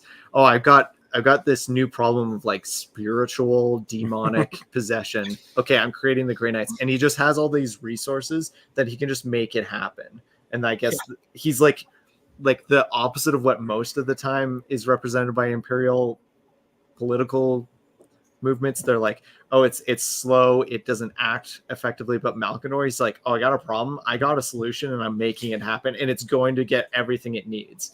The solution is always more bullets. Yes, well, it just depends. Are they magic bullets? These or are they mind bullets now, so. Yeah, no, it kind of just shows like how how functioning things would have been during the prime of the Imperium, where things were working, things were operating, systems were being set up to tackle problems, and then just over the 10,000 years, it's nothing like what was set up. Or if just like the people that were effectively running the Imperium were allowed to continue to do so, they would have done, like, if Malcador hadn't been roasted on the Golden Throne, think of how effective the Imperium would have continued to Malcador be. continued as the regent. Yeah. Yeah, wouldn't that have been a weird kind of plot twist for 40K? Let's dive down that thought, where the Emperor essentially, he gets locked on the Golden Throne. He can't leave. So then Malcador is like the face of the whole operation then, since he can actually go places. So it would have been, crazy if, somehow he did survive and he becomes like the true face and runner while the Emperor is just strapped to his fucking throne. Yeah. If all of the way he sets stuff up is any indication, it seems like the Imperium would have just, at least at the very top level, because like the lower levels, who knows how much effectiveness he can really, like, he's only one person still, even though he's super powerful, he still can't manage like every day-to-day thing. But like, at least when like crisis level events happen, he's able to create, like, maybe if the Tyranids had shown up and Malcador was around, he would have like, okay, I need a specific solution for this, and he would have created like the anti-Tyranid task force or something. More bullets. It'd be something specific though, because that's the way he does things. Yeah. He's got like, it'd be tailor-made to deal with the problem. Yeah, exactly. Yeah, I think that solution, he kind of virus bomb all the planets. Once again, we go back to the bullet solution. Tyranids can't eat if you virus bomb the planet. I do think we're seeing elements of what you're saying with Malcador with Guilliman, because Guilliman is the current regent of the Empire, and he is still a superhuman. And that's a good question. Is Malcador a better administrator even than Guilliman himself, and like is actually able to keep this empire functioning well, whereas Guilliman can do a better job than what used to be? And like, he's inherited a lot of tensions and stuff too, right? Like, he can't just come in and be like, I'm the Emperor's son and do what I say, because there's that, he does play with that idea of like the church also has a say now, and like all these institutions that have been around forever, he doesn't want to split the empire again. Yeah. So what do you say if the church has to go away? Yeah, exactly. He doesn't want to ignite a whole war again. Well, I think there's a difference between Malcador's skill set and Guilliman's. Guilliman seems to be more like a logistics guy. And like, I know that they talk about the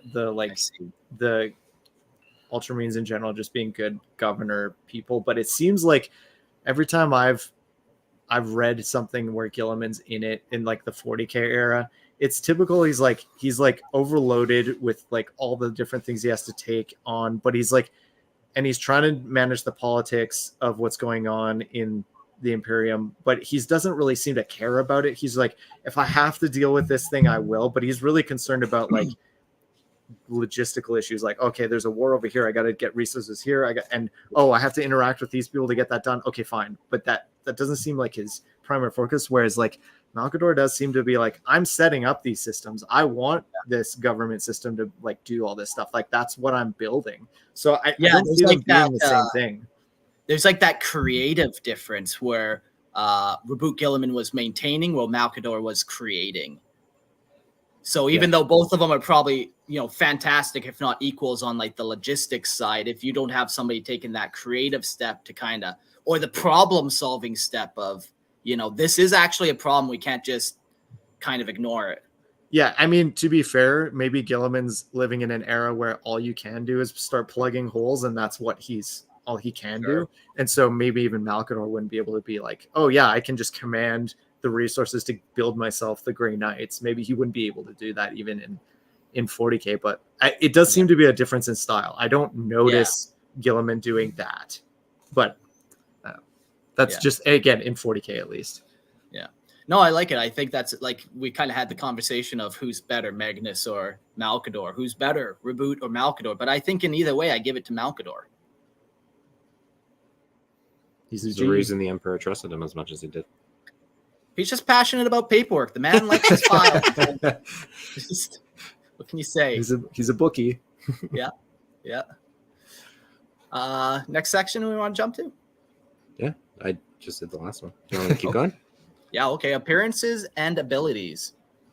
Clad in humble, priest-like robes akin to those worn by adepts of the Imperial Administratum, Malcador appeared outwardly as an ordinary member of this esteemed body.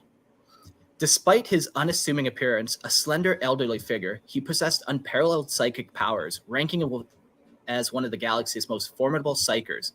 What distinguished him from his peers with the Astronomican Administratum was the commanding psychic aura and his staff, topped with a golden imperial aquila wreathed in flames, the symbol of his authority as the first lord of the Imperium and regent of Terra. Widely regarded as the second most powerful natural-born psyker in human history, eclipsed perhaps only by the Emperor himself, Malcador possessed extraordinary telepathic and telekinetic abilities.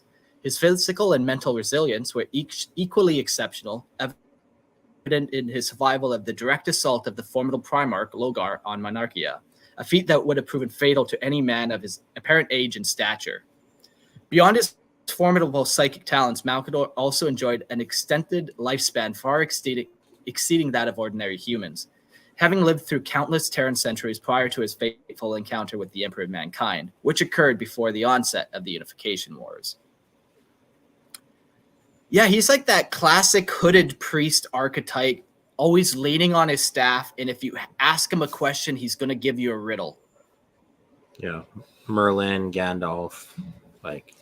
Okay, this is like a total digression here, but I have this, maybe I heard it somewhere or maybe it's my own theory, but I have this idea that like the origins of why we associate staves with power, like, and wizardry is that like proto man, when he's like, when you pick up a stick, you somehow become stronger. Like when you hit something, you get that mechanical advantage. It's and that's true. like magic. Like, how does that happen? Like if you're But like, I hit something with a stick, it dies. well, if you have like no concept of like physics or like or the math behind that, how is it that like if I pick up a club, it has more weight to it than something if I just use my hand? There's an element of like power that comes from the stick, and it's just this weird magical thing. Like, how does that happen? You can see it, in children, even in modern day. You know, what boy doesn't run outside and pick up a stick to make it into either a gun or a sword to feel more powerful? You know, there's maybe something intrinsic. There's something intrinsic about the idea of a staff being like the most close thing we can get to like just magic. And if you like super deconstructed, it does kind of seem like magic. Like you have this tool you can make that just makes you more powerful, and that power just comes from just the holding of it. So anyway, complete diversion, but no, I really like that. I kind of like diving down the how do humans actually operate kind of thing. That's fun. Staff, anthropological that's right. theories. This is a much better take than some of the other ones you've had. I'll give you that. Hey, I maintain the Imperium is hell. it's still good. Well, I maintain that the staff is actually an extension of the phallus. So it could be both. Why not both, Christian? Yeah. It's kind of funny. This image of him, you know, that wizard archetype, and how there's that frail leaning on a staff, but there's still the amount of power behind it all and respect that is just kind of garnished with this simple look of a staff and robes. Yeah, and weak, frail external appearance.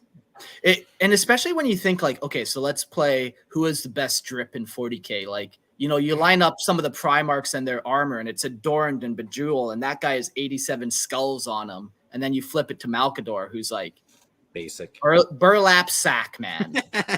Well, it's almost an element of like he doesn't need to impress you. Everyone is like his psychic ability alone you can feel. And so there's almost an element of he doesn't need to impress you, which is odd though that even the Emperor has the need to like wrap himself portray to like do, but like Malcador doesn't, which kind of does give him that vibe of like the power behind the throne thing again. Like maybe it is his vision, and the Emperor really didn't have all these ideas. It was like Malcador whispering in his ear the whole time. Yeah.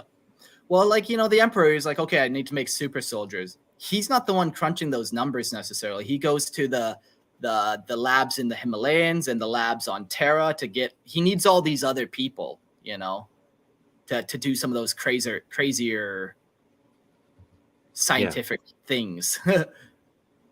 Someone has to do the dirty work. It's not going to be me. I think he's the lead behind the scenes, or at least was, for sure. Yeah.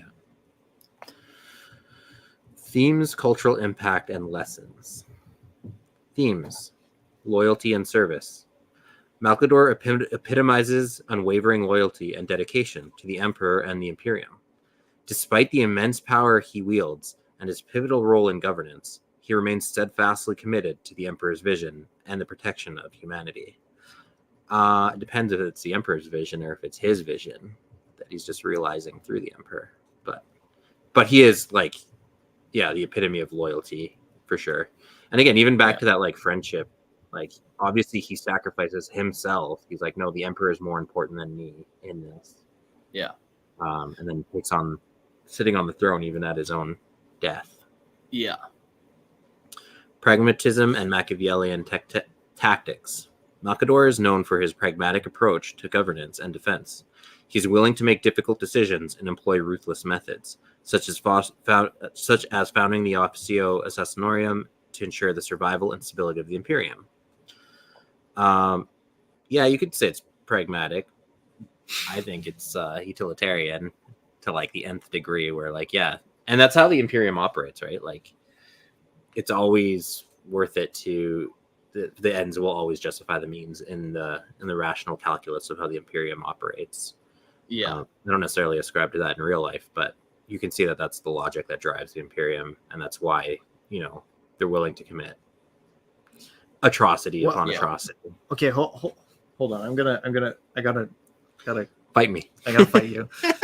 Because I think there's an element that, yes, that is how it looks, but I think the calculus of how you judge morality or how you do things gets more, it looks more like that, even if it's not when you're in desperation mode. So like a cornered animal has like a lot less categories of responses to things when it's in that situation. I think that's kind of what the Imperium ends up being like. It's like, what is the better solution to this? If all I have is this, it's not like I have a choice to do something better.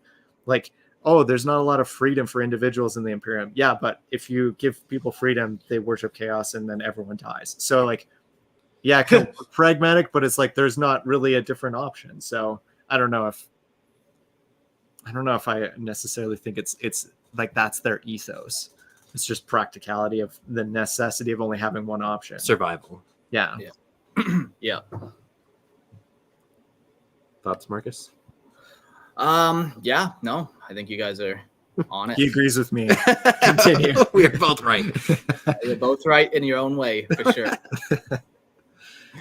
Ambiguity and shadows. Malcador operates largely in the shadows, manipulating events from behind the scenes. His character highlights the ambiguity of power and influence in the Warhammer 40k universe, where the line between heroism and villainy often blurs in the face of existential threats. So, yeah, kind of talking what James was saying there is like, in the question of survival mode that the Imperium finds itself in, are they the good guys? What atrocities are they willing to commit to just survive and make it to the next day? Without getting it, like derailing the entire podcast and having like philosophical 40k. We can get into it. Nothing wrong with that. We'll save it for a specific episode, maybe a bonus episode. But yeah, like it does blur the lines of like, you know, the constant question that the fandom always deals with is like, is the Imperium the good guys, right? Like, the answer is yes, but we don't have to go into it.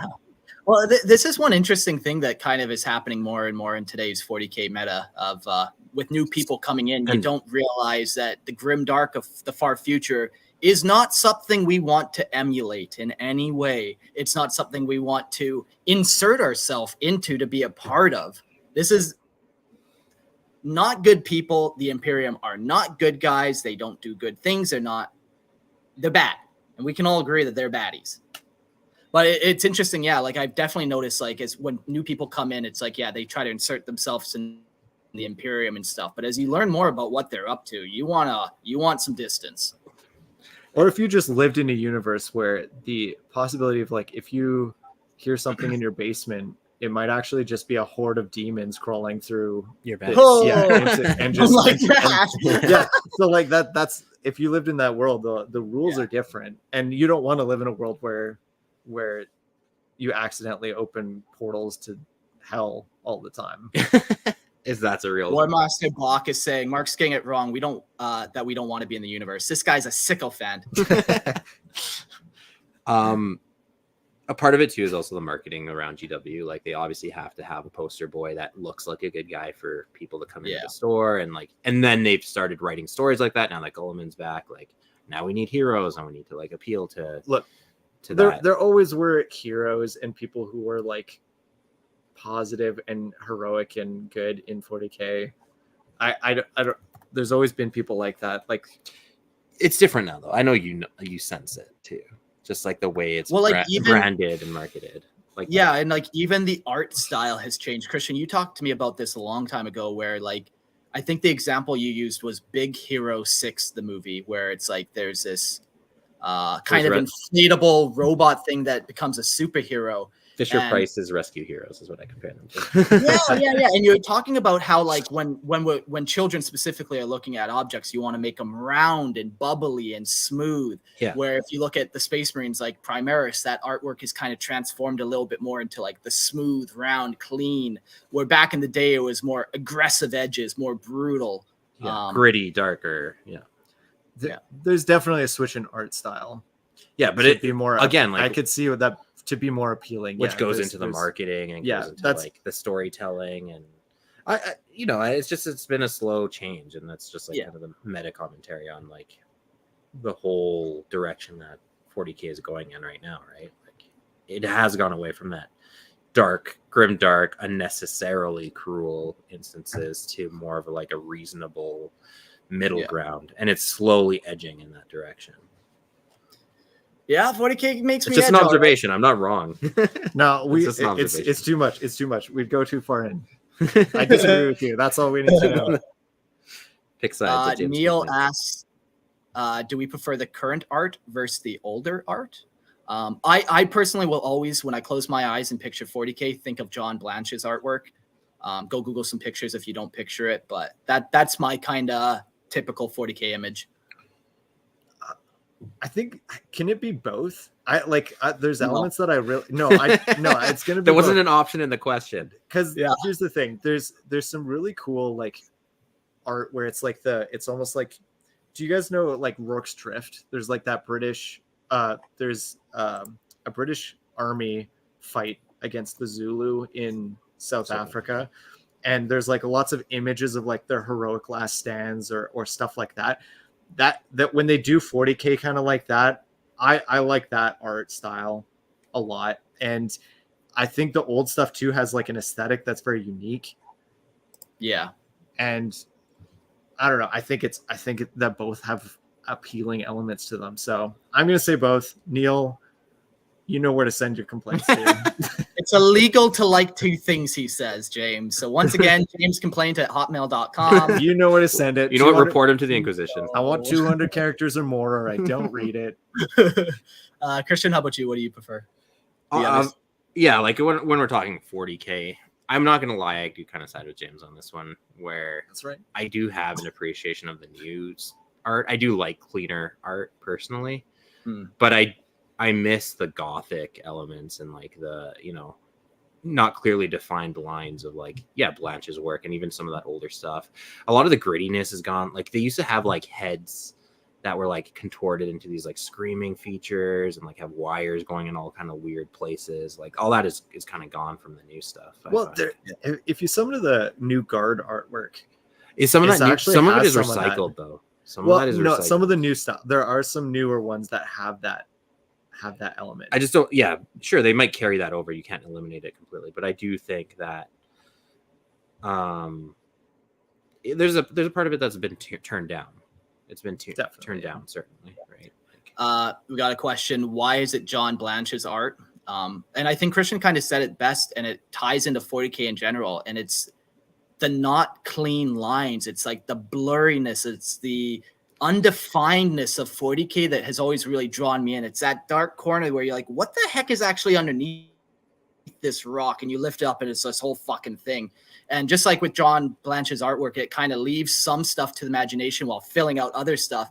But then there's that blurry background of the tower and some weird alien that you don't know. So I think just like with 40K lore, where when you focus in, for me anyways, too hard on a specific thing, I don't know if it's necessarily better. Then it's easier to poke holes into, or like just kind of, that doesn't make sense. It gives a feeling too. Like that art style is it's more about communicating emotion, almost like how you would feel if you were there. It's not necessarily about portraying a photograph. It as it is. Yeah, exactly. Interesting. Yeah, but Did again, you like art classes in high school, or how you? No, I'm just this smart.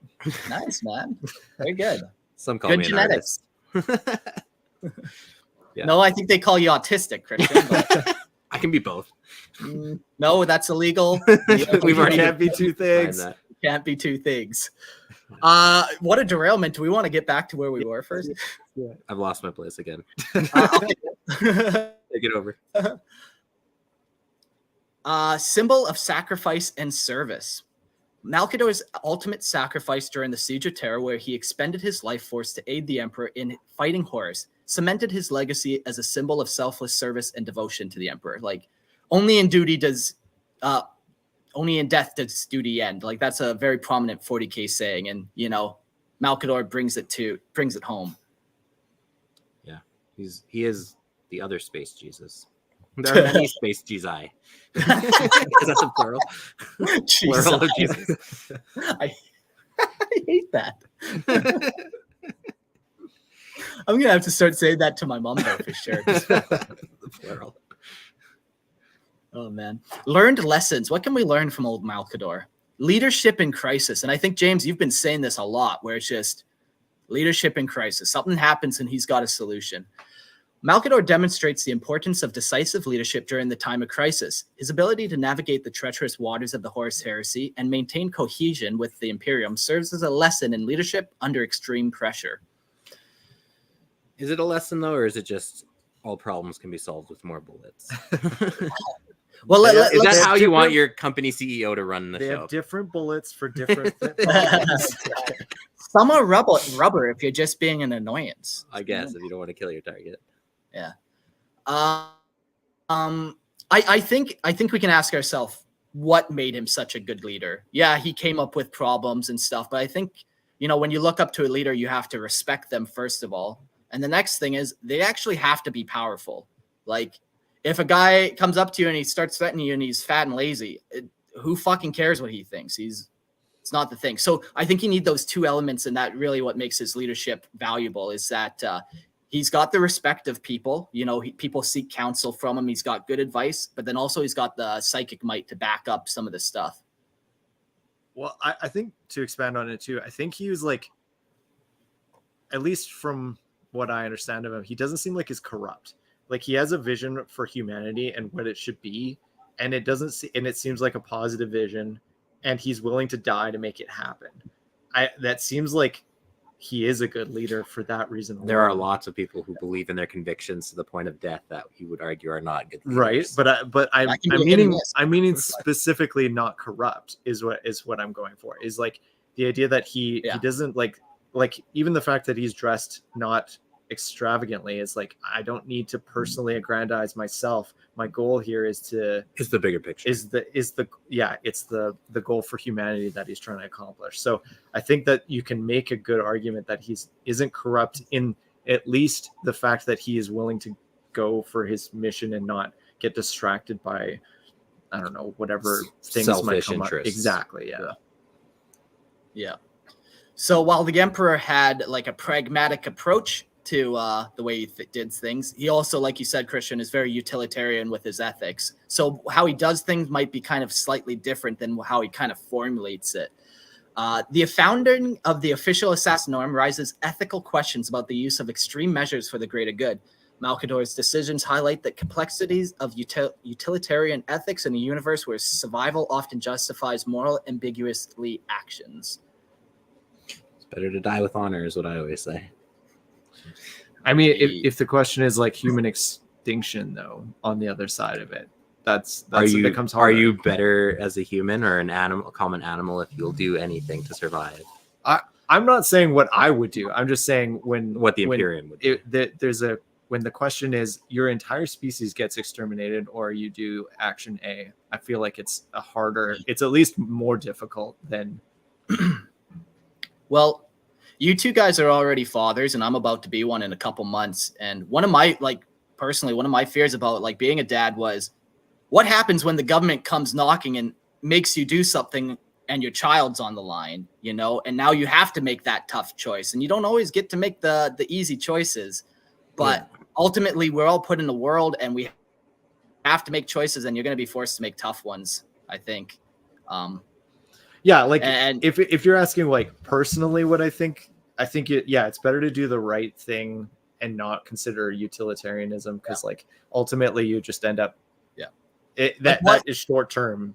Long term, what wouldn't you do for your child, and what wouldn't Malcador do for the Imperium? You know, there's that same drive. Yeah, the Imperium is his baby. Balance of power and influence. Malcador's role as the Emperor's confidant and advisor underscores the delicate balance of power and influence in the Imperium. His ability to wield authority without seeking personal glory serves as a reminder of responsibilities that come with leadership. Leaders eat last. Leaders sit on the golden throne. Go read it. Get turned to dust. So that's the nice thing. So he sets up all these organizations, and then like we know the names of people that he then put in charge of this organization. Like he definitely delegated power to people and put the best people in position. Yeah. I guess that's kind of the notes that we have here. Malcador, what an interesting fellow, hey?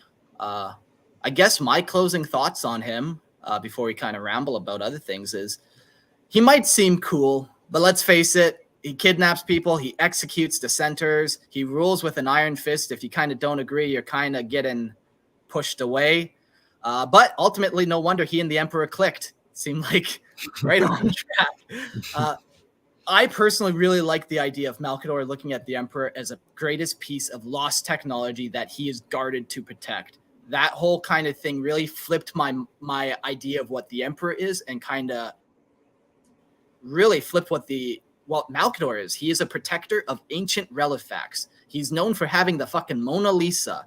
So when we look at the Emperor, what does he actually see the Emperor as? Sure, the Emperor sees him as his friend, Malcador as his friend and advisor, but what does the Emperor or Malcador see the Emperor as? Is it friend? Is it tool? Yeah.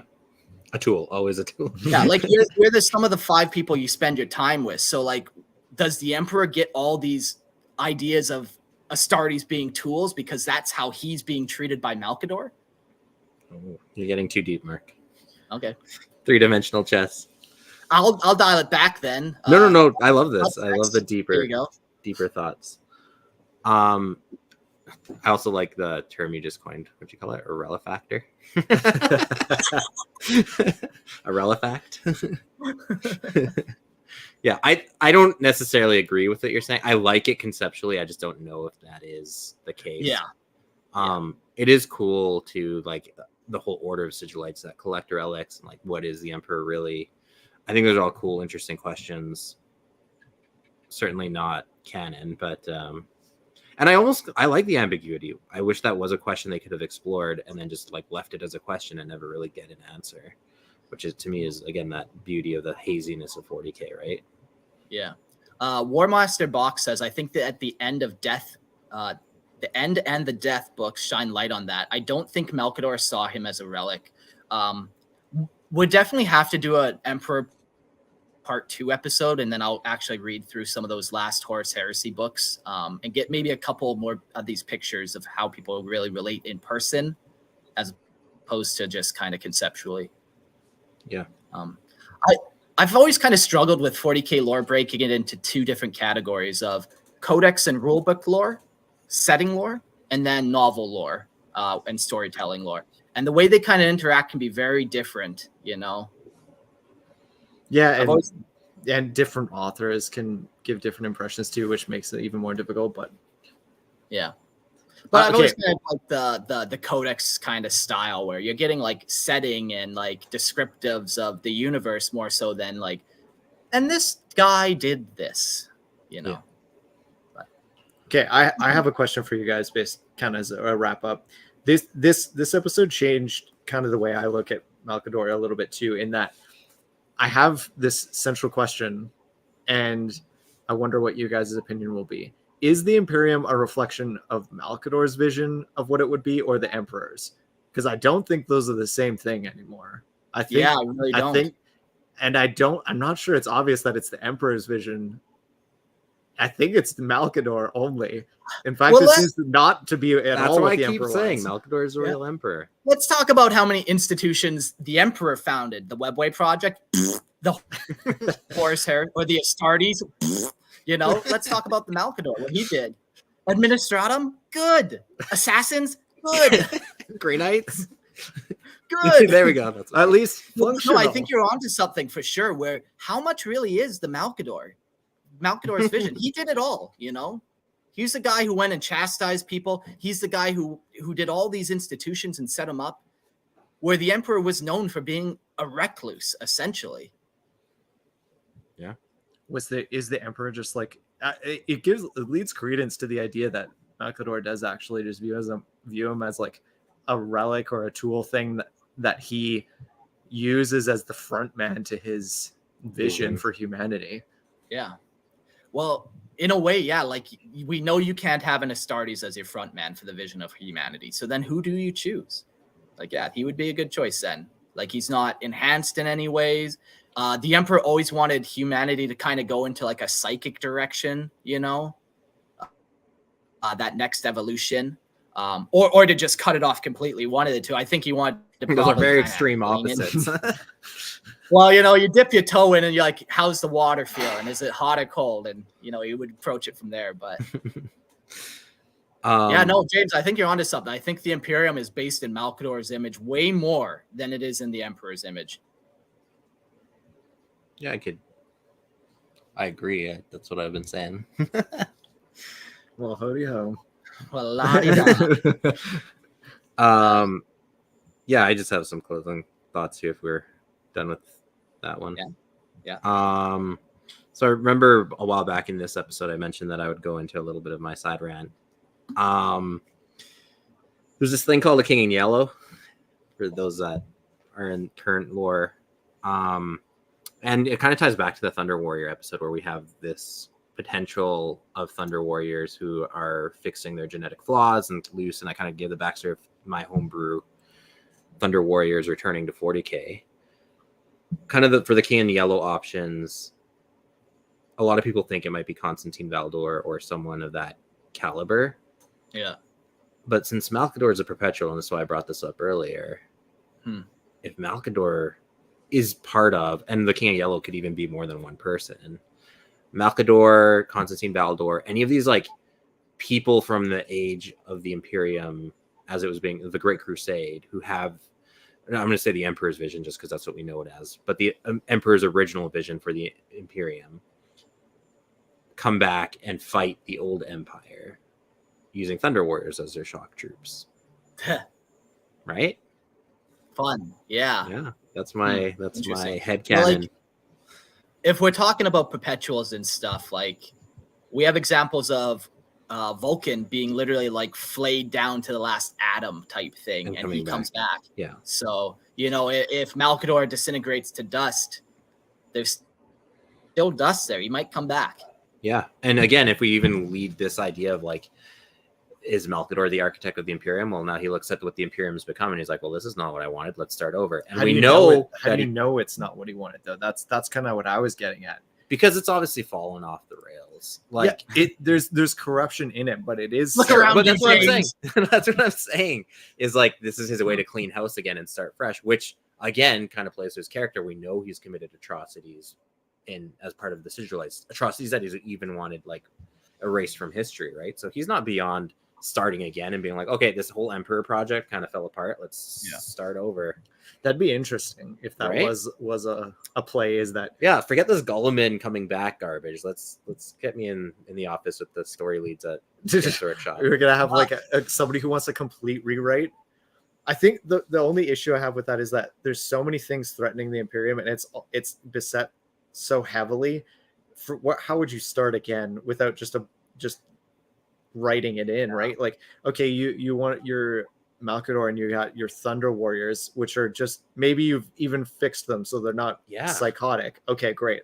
So you just have Primaris Marines, but with I don't know, with different body styles, and you're gonna just do the Imperium again, but it's better being attacked by everybody. Yeah, but then you have someone like Malcador who can problem solve and be like, actually, then I don't understand why he wouldn't just find his way to the top of the or just reveal himself. Yeah, like he's for the same problems that Gulliman coming back couldn't fix. Maybe he set all that in motion and he's like, even Gulliman couldn't fix this mess. Let's start again.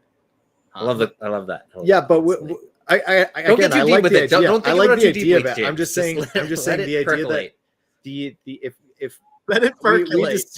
We discussed how even we think that Gilliman is like not as good at doing things as Malcador is. If Malcador came back, I think he'd be able to do things just fine. And he obviously shows himself to be someone who's fine pulling strings behind. He doesn't have to be like Gilliman. Well, maybe he's a guy pulling things behind Gilliman, and it's like, again, it's not working. Right. So yeah. And now maybe Constantine Valdor will be his new champion. Champion. He just goes around picking people. Yeah. And then when they're like, you're not doing great, I'm going to put you on the golden throne. Well, we tried the Emperor. Now let's try the Empress. That could work, though. New Empire. Try again. Oh, man. Anyways, yeah. I just want to throw that out there. Last thing. Cicatrix maledictum. Malcador. Could they be related? Tinfoil hat time. Did he cause it? No, did you hit a bong before that question? What? That's some word reaching. Yeah. That's all I got. Yeah, I think I learned a lot, and like you guys were saying, changed kind of how to view Malcador. You know, he is a mysterious figure, enshrouded, and does all these things. But like, really, I think he's the driving force, man. And he died. He's a perpetual. What happened to him then? Like, did his soul go into the warp? Maybe since he was trapped on the golden throne, his soul just went into the webway. Like, yeah, or it was disintegrated. I am open to that. I'm not going to pretend. Like, I've always hated the ideas of perpetuals, so anytime they can actually be killed for real is fine in my books. But I'm just working with what I got. Yeah. No, I think death is always good, you know. And if we're bringing back characters, of course we want to just bring back Sanguinius first. That's right. He's the first one on the list. Yeah, exactly. Like, there's other people we can bring back. And he's the other space Jesus. So. Makes sense. Yeah, no. Actually, Sanguinius. Don't do it. Yeah. No, I hope like Malcador stays dead if that Yellow King thing happens, whatever. Yeah, no, characters need to stay dead. If you're dead, you're dead. Sorry, you fucked up. Just like that much. I fully agree. That is how I want. Yeah. Especially if they don't even have a model. You don't have an excuse. Can't even make sales. Oh man. Yeah, so that was that. We worked our way through our notes. We did it, boys. That was successful, I think. Fun live stream, fun hanging out with the chat room. Do we want to try to do a guest call-in, or how do we feel about such a thing? Maybe if you're in the chat right now and you want to join us, we'll talk for like a minute, so respond quick and we can maybe figure that out, how to do the call-in. If you're in the chat, just hit the Discord and I'll try and get you in. Until then, do you guys want to talk about other things? I think everyone needs to, if you're still listening, throw us $1 seriously. Like, I don't want to give away download numbers and stuff, but we could get Christian and James to become Lorehammer employees, and they'd move to Panama with me, and all we'd do is just sit on the island and write Lorehammer content for you guys. Even make a Lorehammer theme park.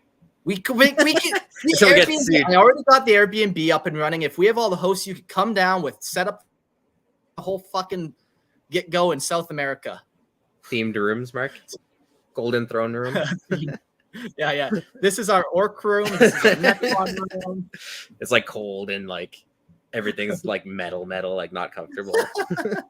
Golden throne, people just like screaming in your ears while you sit there being assaulted by all your senses. Sounds delightful. Love that.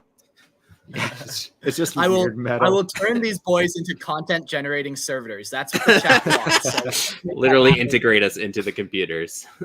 exactly. That's the goal. So go join our Patreon. You can give us a couple bucks. We live stream. The other thing, we live stream every other Friday night at 8:30 Standard Central Time. So the next live stream would be on July 12th. And to be a part of that, you just go into Patreon, and then we'll send you like links beforehand, and you click on that link, and you can come join us. Listener lore. If you guys have listener lore that you would like to submit, you can submit to Lorehammer Podcast at gmail.com. Still submitting, still reading. Like almost 200 stories now. It's been fun. So keep sending that in. Christian, you want to do some shout outs?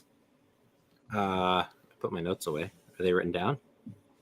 Yeah, you just have to do that other podcast that you're on. Oh, yeah. You know? The one that I actually run.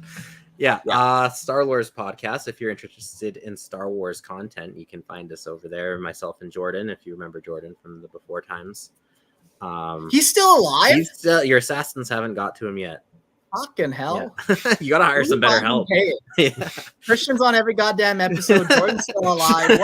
What is... Have you been paying James to do all this? You stop. You just got to start eating the people that you say you eat, and then we'll be fine. I know, but it's dedication, man. Have you ever eaten a person? It's a lot of years. meat. It takes years. Years. James, do you have anything you want to shout out? Yeah, as you all know, jamescomplaints@hotmail.com. That's where you send all your complaints, all your hate, over 200 characters, or I will not read it. I'll read the ones that are under 200 characters. I'll read them too, James. Yeah. Sweet whispers in my ear. I just lay him in bed and he just crawls up next to me. The audio sucked in the last episode. These nerds are so mad at you. We've been doing Instagram posts and somebody's like, these Thunder Warriors are overrated. Check your facts. And fuck you. Yeah. Personal shout out to Greg39. Fuck you. All right.